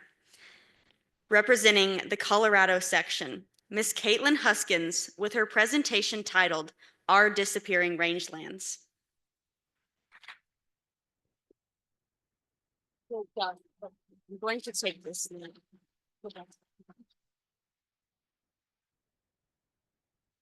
Good evening, everyone, and thank you, Leah, so much for the wonderful introduction. Before I begin, I would like to thank the High School Youth Forum Subcommittee for making this event possible for the High School Youth Forum delegates and all the sections who support the delegates who come. So thank you very, very much. Rangelands are an intrinsic part of our landscape. They are centered at the heart of our culture, being the basis for the ranching and hunting way of life, and an incredible source of natural beauty. They are home to 84% of mammalian and 74% of avian species in the United States. And today, rangelands, the foundations for recreation, food, fiber, and natural beauty, are besieged by urban developers and the land fragmentation which follows. Every hour, 175 acres of farm and ranchland are lost due to urbanization. Now, as our rangelands continue to dwindle, a variety of organizations are valiantly rallying to curb the effects of urbanization and to support our agricultural producers in their ensuing struggle with mental health. Rangelands are lands which support forbs, shrubs, and grasses, and provide a variety of natural resources, including, but not limited to, forage, fiber, biofuels, and biodiversity. Hunting and ranching are two of the largest industries dependent upon rangelands. In 2001, profits from hunting earned $25 billion, while in 2016, farm cash receipts for cattle and calves exceeded $67 billion. Rangelands also provide for functional watersheds, regulate water quality, and feed aquifers. Between 1982 and 2012, 31 million acres of U.S. agricultural land has been lost due to urbanization, 10.7 million acres of which were rangelands. There are two main causes for the loss and degradation of this land: urban sprawl and land fragmentation. Sprawl is a developmental pattern described as low-density, haphazard, spiraling development that spreads away from urban centers in two major patterns: dispersed development and ribbon development.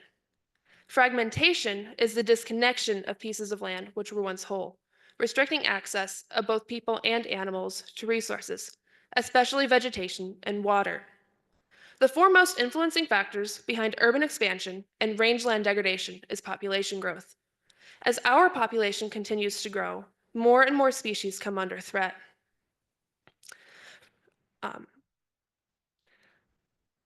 Urban expansion is also influenced by the continuing rise in income, decreasing commuting costs, improving infrastructure, and lower land prices along urban borders. Today, some of the most productive land in our country is under siege. 175 acres of farm and ranch land are lost every hour to the greedy demands of developers. As highways are built, energy is harvested, and urban development spread, more and more species come under threat. Fragmentation, whether caused by buildings, roads, or fencing, disrupts nesting, increases predation, and limits wildlife movement. The limited range of motion many organisms have in urbanized areas causes a decrease in gene pool flow between populations, leading to a decrease in genetic diversity. Non-native and invasive species, as well as more human-tolerant species, may also begin to outcompete other endemic species. Rangelands are one of the most endangered ecosystems in the world, and the organisms which depend on them are as endangered as the land they call home.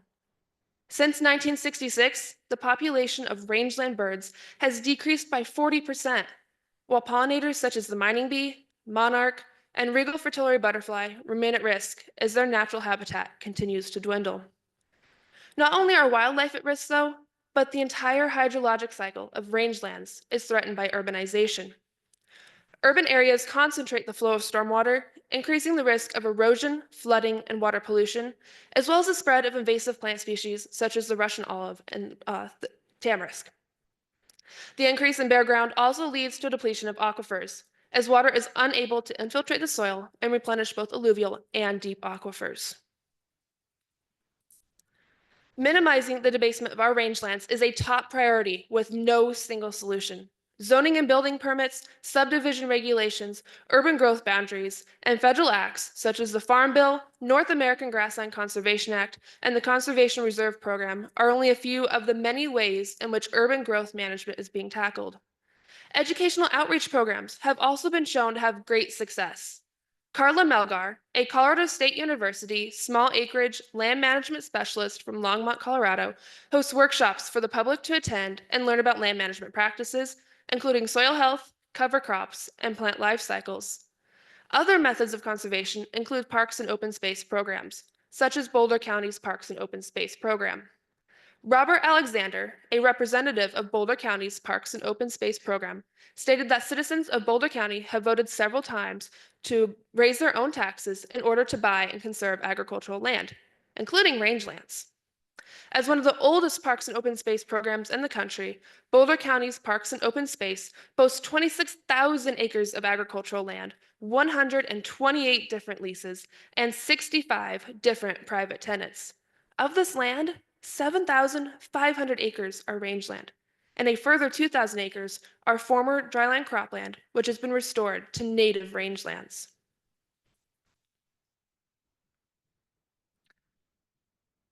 Now, as we are summoned to the fight for conservation, it is not only the land itself which suffers, but the lives and livelihoods of the agricultural producers whose lives are deeply rooted in the land. Currently, less than 2% of the United States population lives or works on a farm or ranch, and the average age of an agricultural producer in the United States is 65 years old, one of the highest average ages of any industry in the nation. Fewer and fewer people are willing to take up the mantle of their forebears and enter into the farming or ranching industries due to the strain caused by urban sprawl. Not only are ranchers struggling with traditional burdens, such as livestock predators and severe weather, but also neighbors who complain about noise, dust, and land management practices. Others struggle with the continuing rise in cost of living, labor, and production in urban areas. Fragmented lands, lack of livestock facilities, and heavy traffic make it difficult to rotate livestock from pasture to pasture. A combination of rising costs, fragmented lands, and difficulty of timing management in urban areas has led to an overall decrease in the quality of products and profit ranchers earn, stifling their financial independence and encumbering their mental health. Today, in an overwhelmingly complacent society, we must take a stand to conserve the limited agricultural resources our rangelands provide. We must take a stand to conserve our limited natural resources in order that every man, woman, and child may know, see, and understand the value of life. Nature, including rangelands, is an intrinsic part of humanity, as deeply ingrained in us as the fear of the dark or the desire to be loved. It is imperative that we recognize the plight of our rangelands and achieve an understanding of their value in the cycle of life. Whether through open space programs, education outreach programs, or other methods of conservation, we must conserve our rangelands, not only for ourselves, but for future generations and the wildlife which call them home. These are my works cited. And thank you so much for having me tonight, everyone. Thank you.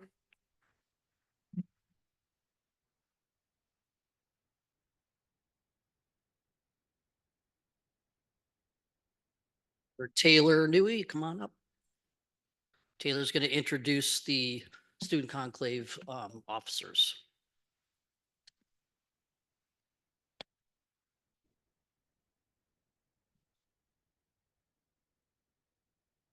That's great.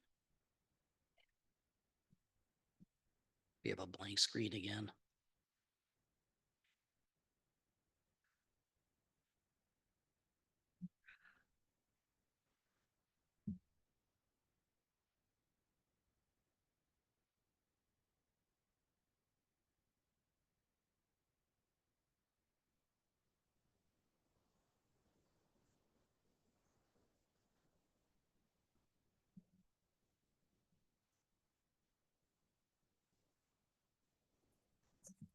The student conclave is excited to announce that year 2025-2026 officer team will be as follows. President, Don Goolsby.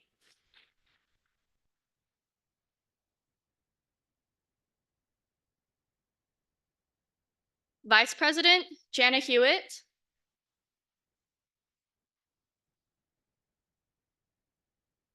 Secretary, L. Hewitt.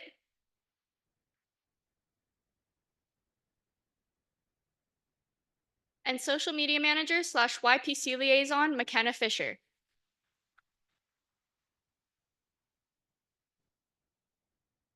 Congratulations, everyone.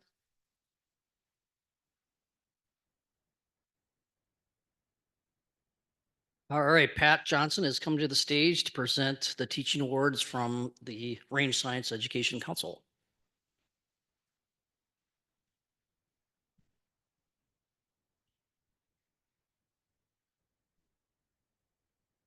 Hello, everyone. I'm here in the stead of Paul Myman, who's the chair of the Range Science Education Council, or as we call it, the RSEC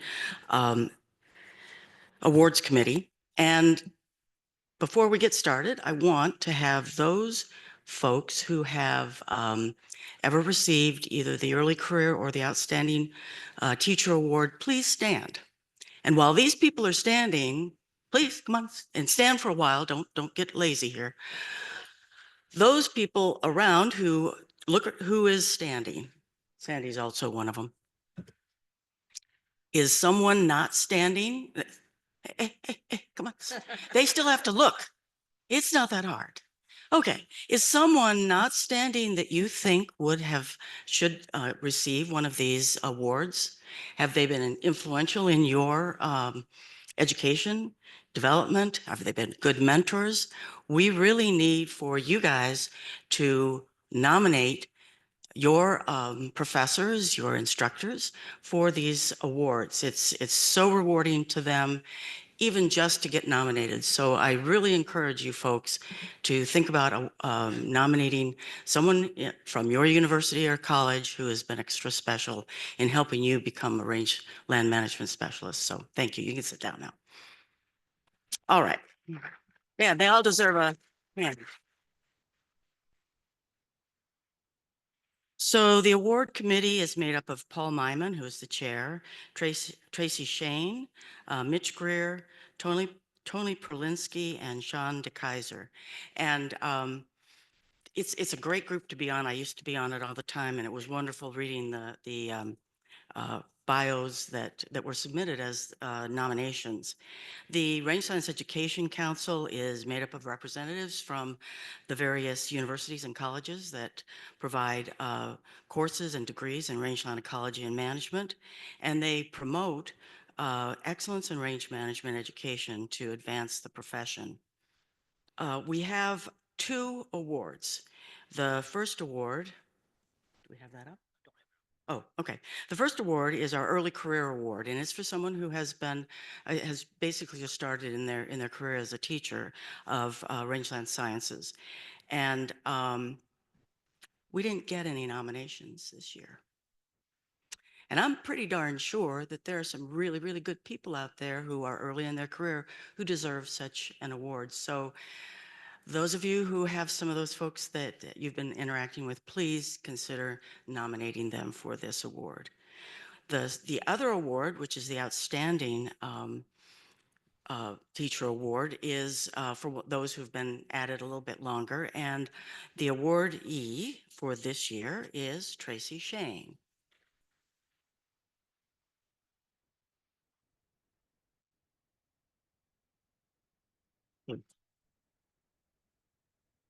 So Tracy has demonstrated a very strong commitment to undergraduate teaching and ongoing efforts to excel in teaching and learning.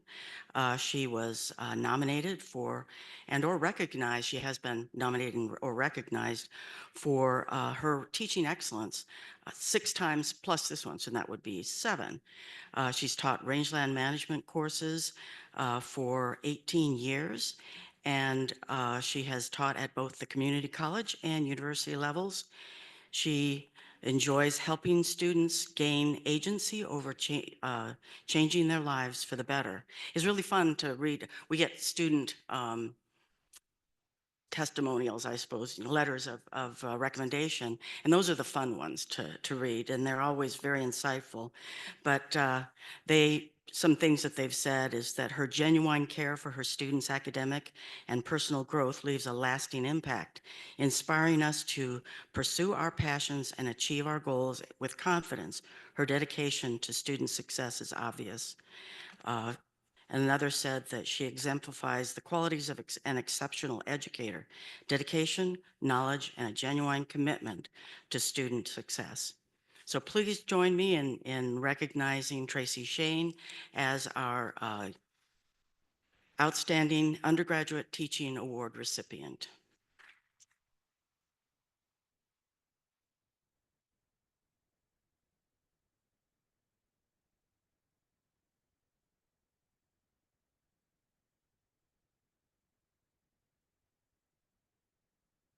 All right, so now we get to move on to the ERMI Team Awards. Before I start mentioning who won, I just wanted to make reference that we had 180 individuals take ERMI this year, representing 23 universities and colleges. So thank you for coming to take the ERMI. So without further ado, your 5th place ERMI team, South Dakota State University.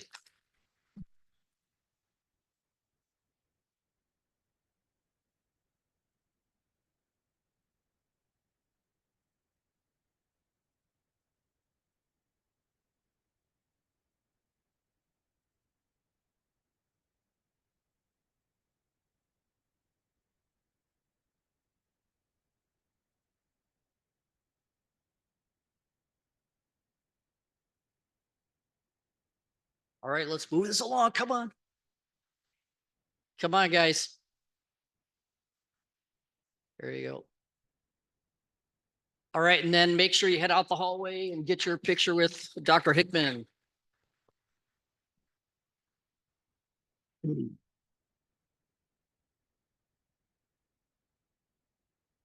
All right, in fourth place, University of Alberta, Coach Lisa Ratz.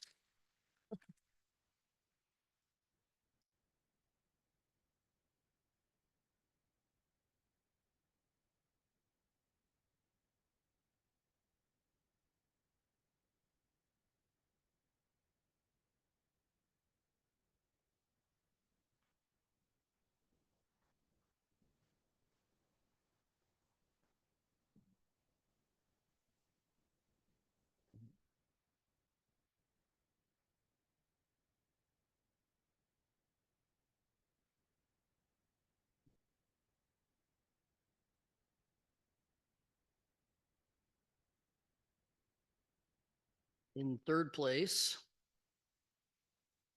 Montana State University, Coach Craig Carr.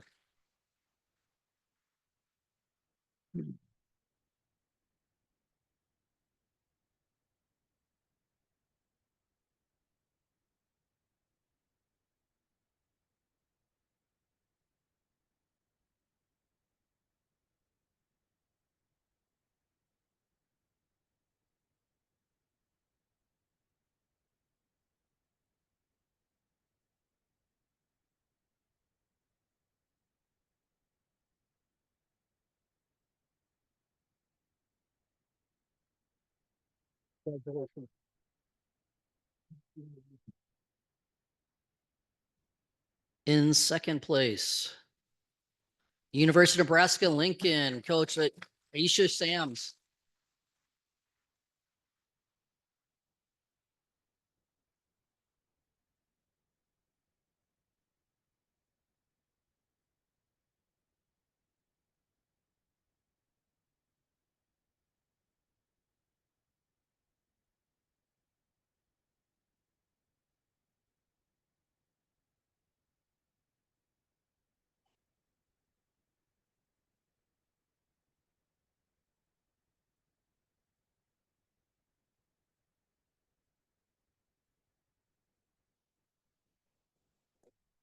All right, before we take and announce the first place winner, I'd like to bring Jack Alexander up to the stage.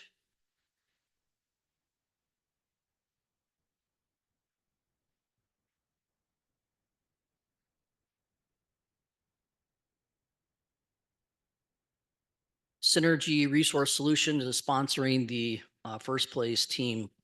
Go ahead. And the first place winner is Brigham Young University, coached by Matthew Madsen.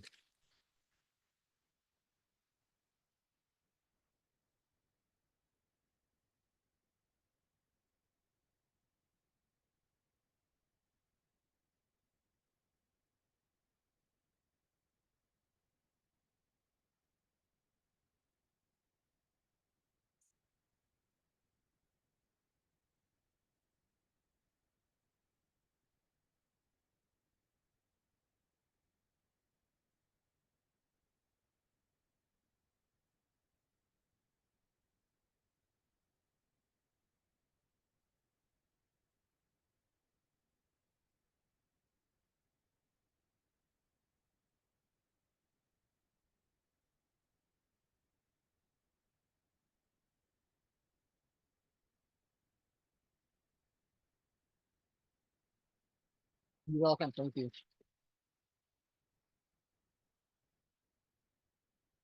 At this time, I'd like to bring Rory O'Connor up to the stage to announce the website display contest.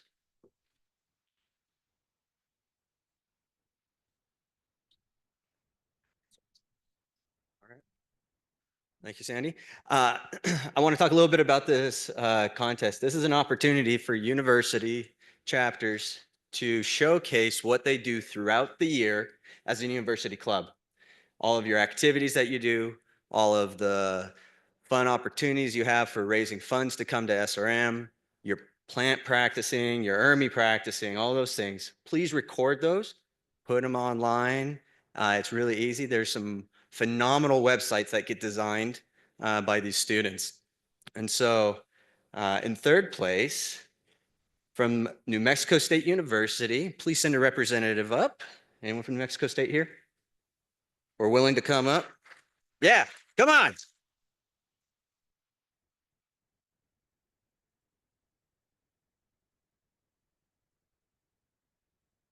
So I'm gonna make sure all of these links get sent to Mary Jo so she can send it out in the next flash so everyone in the society can look at the wonderful opportunities that these students create and the activities they have. So New Mexico State, thank you.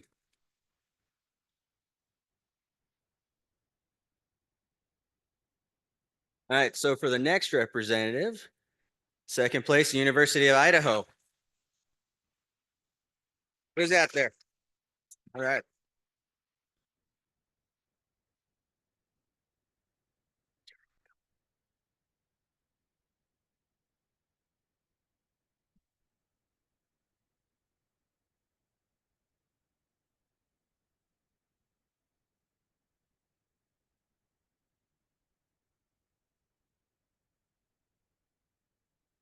All right, and in first place, Brigham Young University. There's a representative from Brigham Young. Please come up.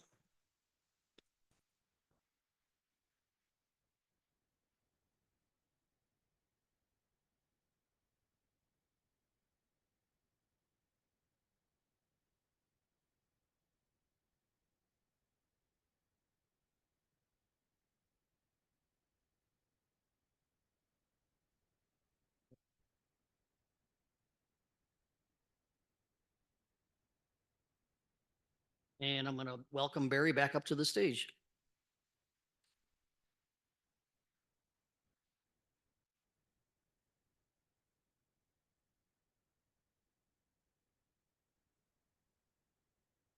This mic's getting a bit up and down workout today. Okay, it's my pleasure to announce the top 5 teams in the plant identification contest. And I'm going to start at number 5. The score, this is a score across 3 papers, average score of 69%. Texas A&M University.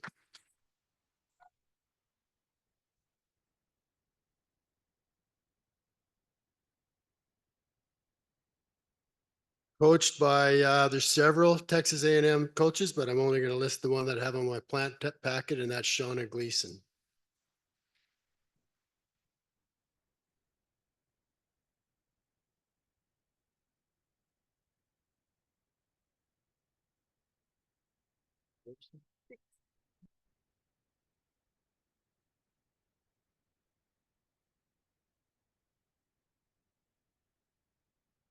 And in 4th place, score of 72%. That's a jump of 4%. We might have to wait a bit for this one.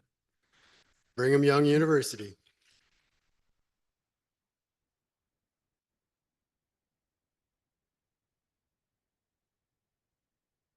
Brigham Young is coached by April Hewlett. Rumor has it took 3 vans to get Brigham Young's team here this year.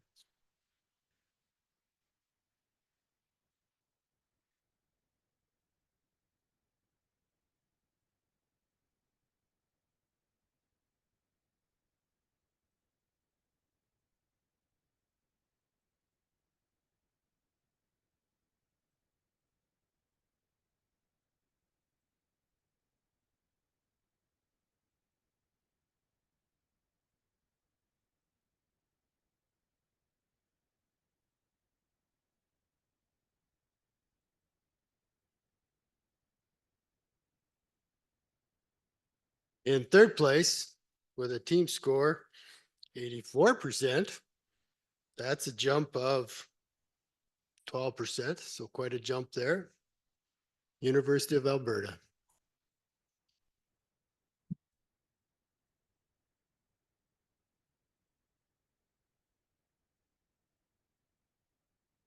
The Northern U of A is coached by Lisa Ratz.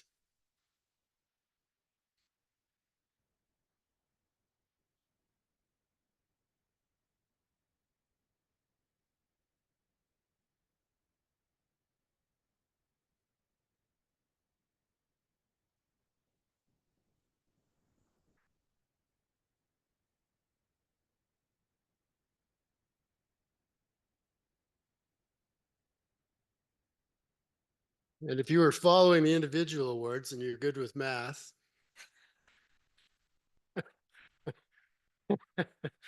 because we marked these papers several times to make sure we had them right. Each one, paper would go up a point, down a point, depending on who the marker was. And we went through iterations of marking to make sure we get this right. So in second place, score of 93.2% across 2 team papers. I suspect they would be 0.5% lower than that across 6 team member papers. Autonomous University of Chipingo.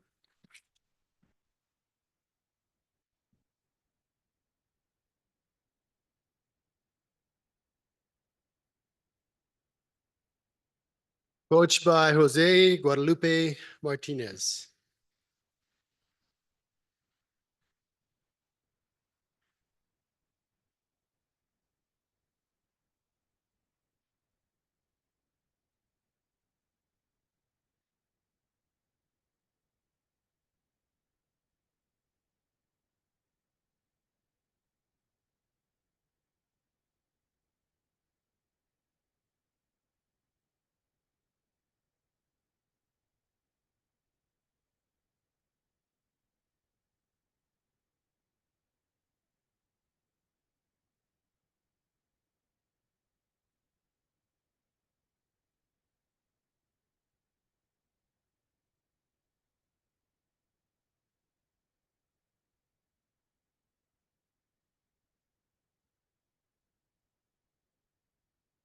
You can tell some of these schools have what we call a pipeline of of students that they, as they graduate, they are bringing up their younger ranks.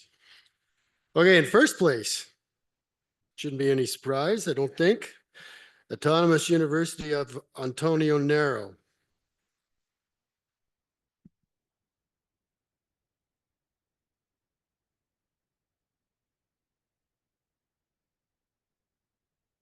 With the team score of 93.6%. That's 15 points difference from the second place team. That's across 3,000 points, 3 papers of 1,000 points. Oh, coached by Jose Ochoa Espinoza. Sorry, not Jose. Javier. Jose tells me that only his mom gets to call him Jose. I have to call him Javier.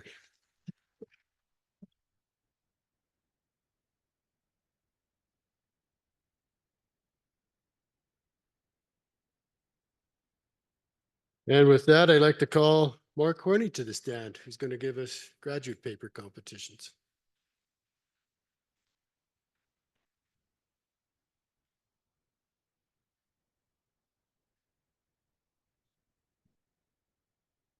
All right. It is my pleasure to announce how the graduate presentations turned out this year.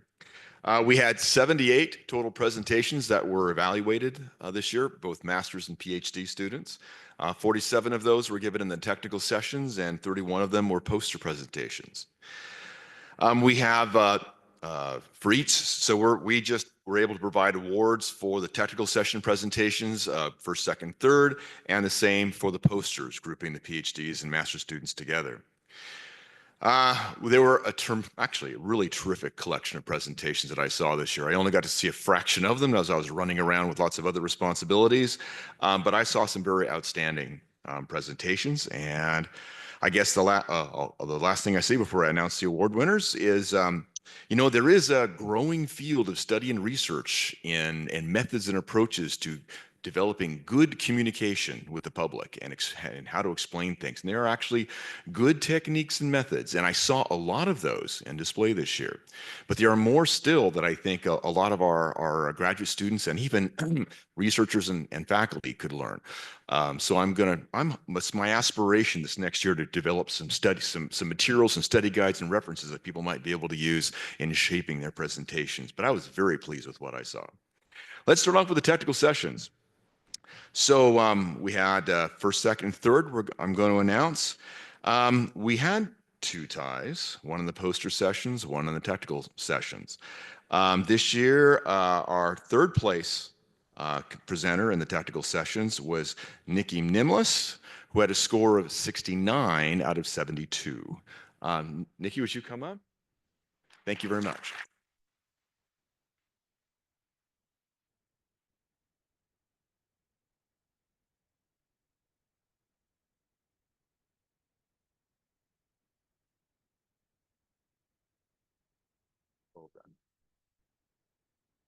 So as you can surmise, for first and second places, we had a tie. So the the executives on the this committee decided we were going to split that. So first and second places, their pool will be split and shared between them. We didn't want to, well, we just thought that was the best way to handle things. So our 2 winning presentations in the technical sessions were Shaylin Riney and Austin Housley.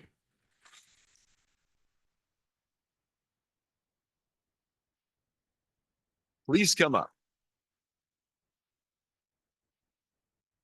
I don't know if Shaylin's here or not, but a pair of very excellent presentations.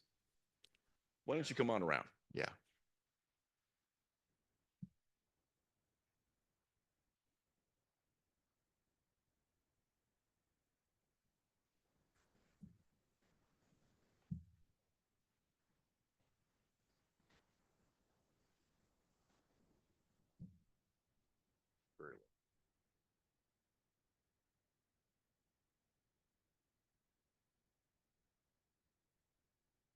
For the poster presentations, in this case, second and third places, we had ties of 69 points out of 72.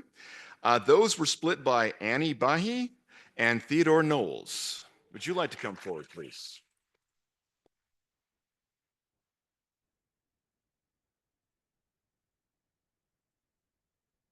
While they're coming up, I'd like to first of all thank my colleagues in the Range Science Education Council, who during my presentation on Sunday morning mentioned to me that, you guys ought to try using QR codes to allow the judges to link up to our online Google Forms that we use for the contest. And so Courtney, and Courtney Dutchart, who's been my colleague in putting on the presentation, assisted me, and we got that done fast. Thank you for participating in that.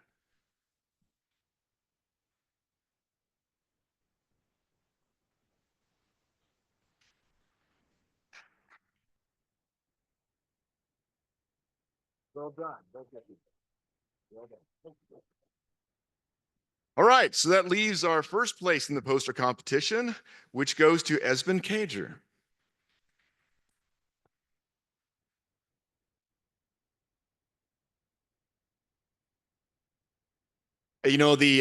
Both the technical session presentations and the posters were a combination of some level of personal charisma, good speaking and communication skills, and a well-designed set of slides and PowerPoint presentation. This wasn't just being able to stand up and speak loudly, but these people all showed multiple high-quality skills in organizing and displaying what they were communicating.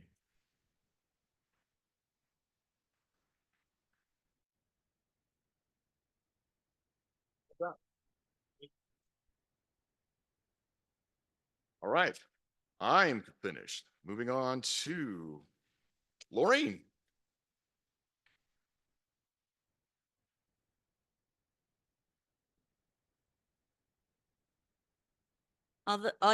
Sorry. I'm sure some of you weren't aware this year we actually judged the undergraduate paper session.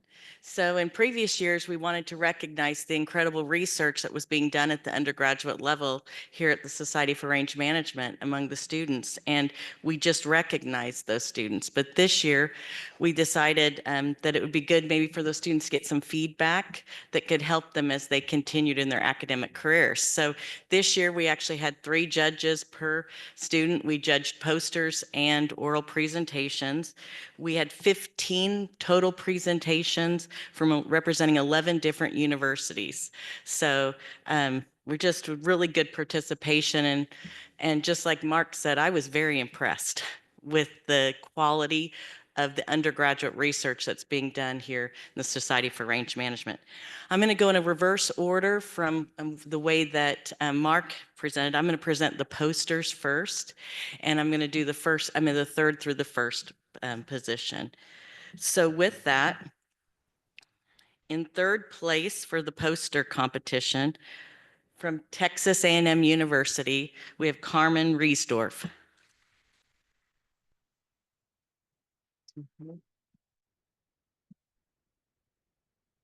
Carmen not here? Okay. In second place from Brigham Young University, we have Joanna Pincock.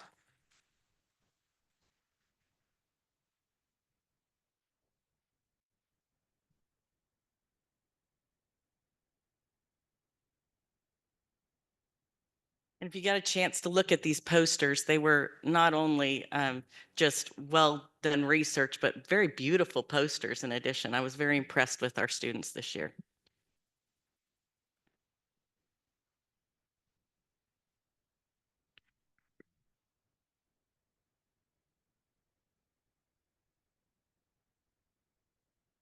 And in first place from Brigham Young University, we had Samuel Lee.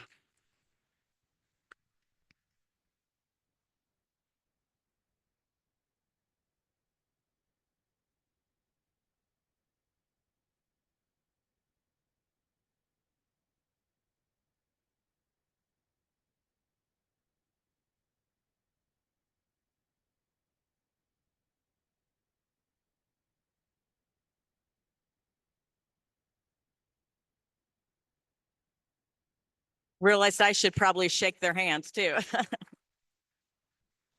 All right, moving straight on to the technical papers. And the students presented right along with professionals as undergraduate students in the technical paper sessions this year. And to me, that's very impressive from an undergraduate level to be able to present along with graduate students and faculty in these technical sessions. And so we judged those again this year. And in third place, from the University of Nevada, Reno, we had Grace McAndrews.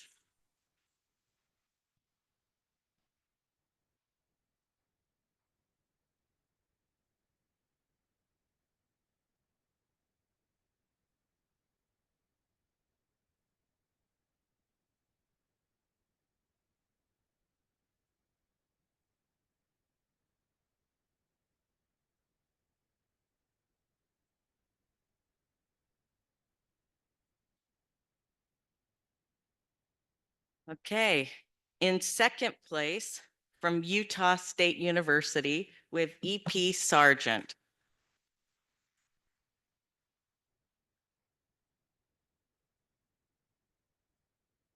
Not here.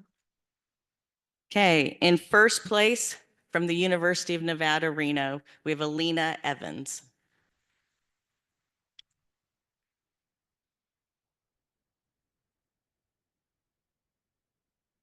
Okay, moving along.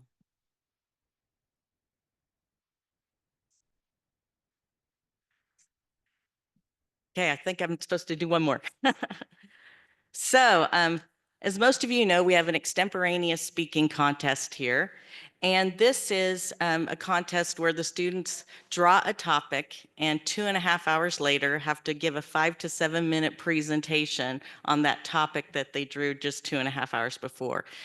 And so it's on the spot. And these students were, we had great judges that helped out again with this competition. And we had 29 participants from 12 different universities that participated in this. And it's really nice. We had some new colleges that hadn't participated before. And so it was really fun to see some of these that don't have big teams, they can still participate in this extemporaneous speaking contest. So I was really pleased to see that. And so in third place from the University of Wyoming, we have Rachel Thompson.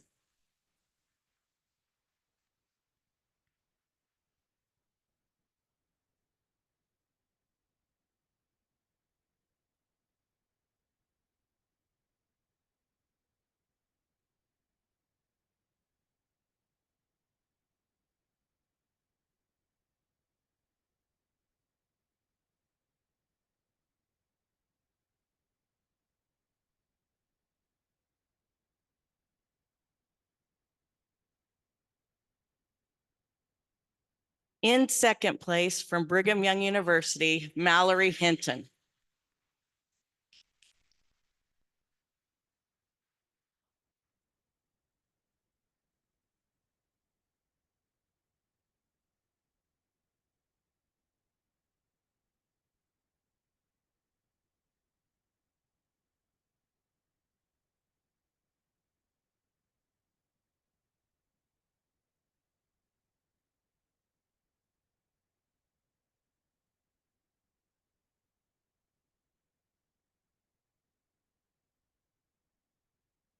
And in first place from Utah State University, Stephen Bunnell.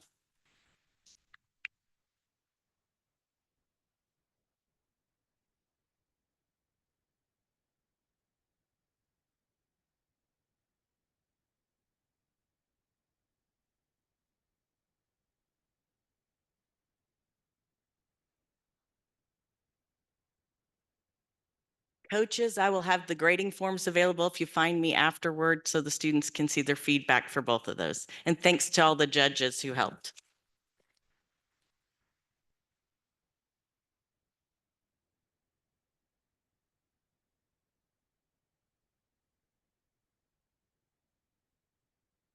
Right, the next contest is the Rangeland Cup.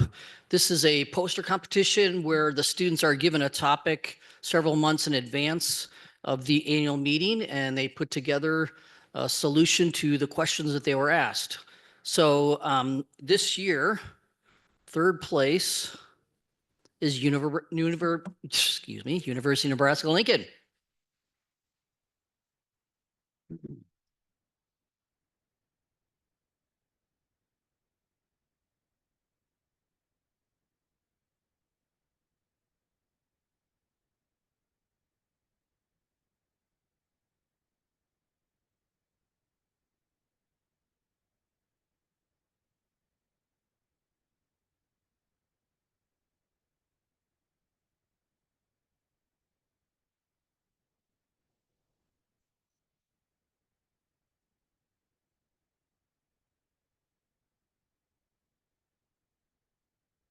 Second place is Chico State University.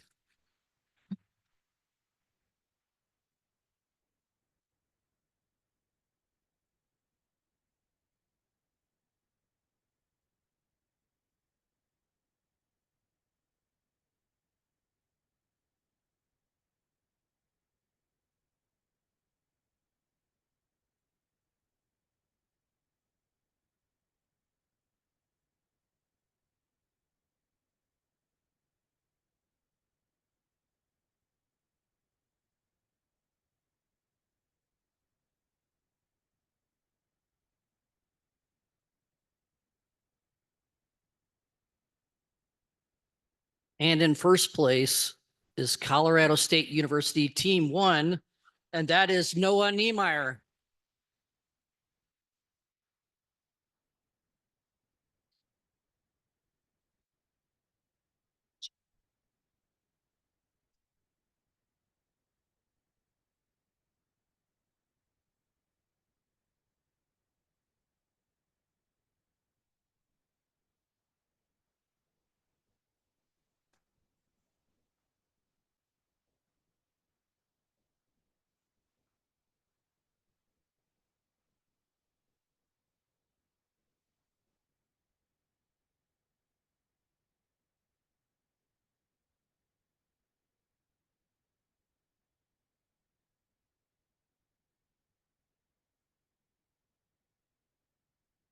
All right, now it's time for the combined awards. This is the combined ERMI and Plain ID in the top 20%.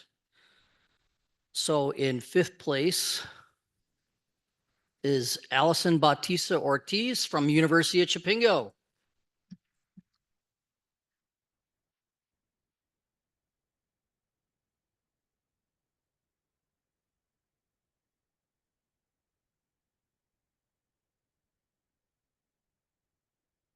In second place, or excuse me, in fourth place is Samuel Lee from Brigham Young University.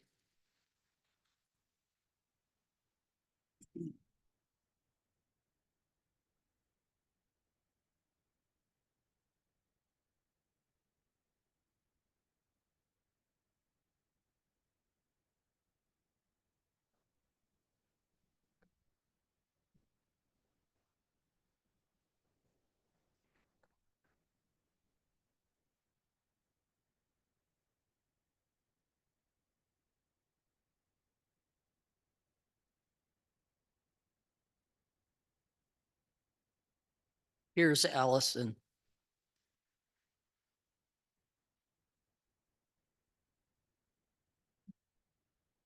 All right, third place.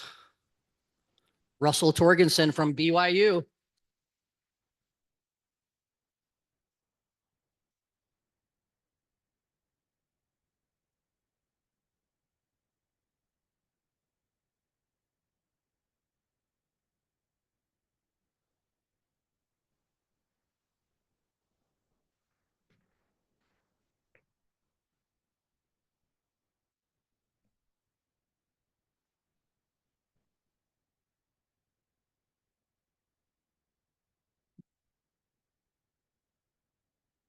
And in second place, Sarah Johnson from University of Alberta.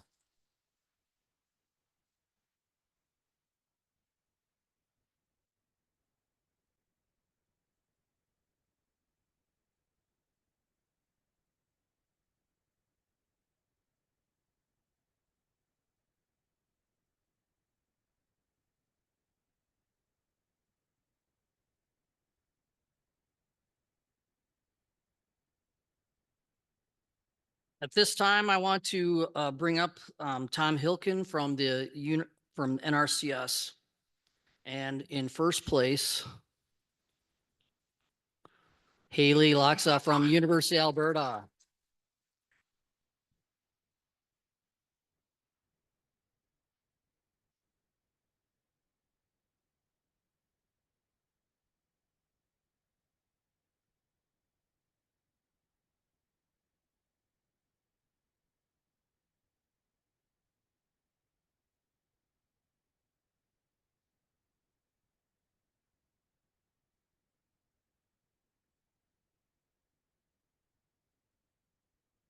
I'd like to bring up Catherine Hale for the Young Professionals Conclave Officers and Travel Scholarships.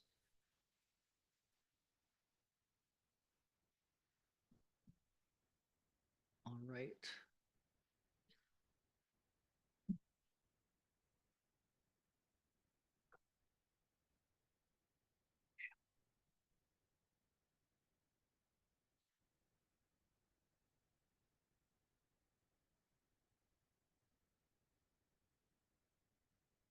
Hello, everyone. My name is Catherine Hale. I'm the outgoing YPC president for this year.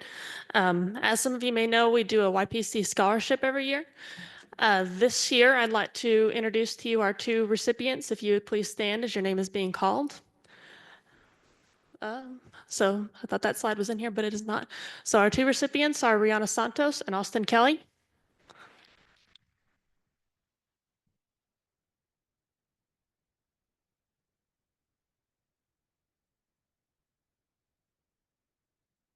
Next up, I'd like to introduce to you our officer team for this upcoming year. Some of these are repeat names from last year. First up is President Blake Duncan. Vice President Tyler Ernst. Secretary Ryan Benjamin. Public Relations and Social Media Officer Hadley Dotts. Reporter Hannah Hauschel. And last but not least, Treasurer Sadie Leba, who could not join us this evening, but she will be on the officer committee coming up. So thank y'all.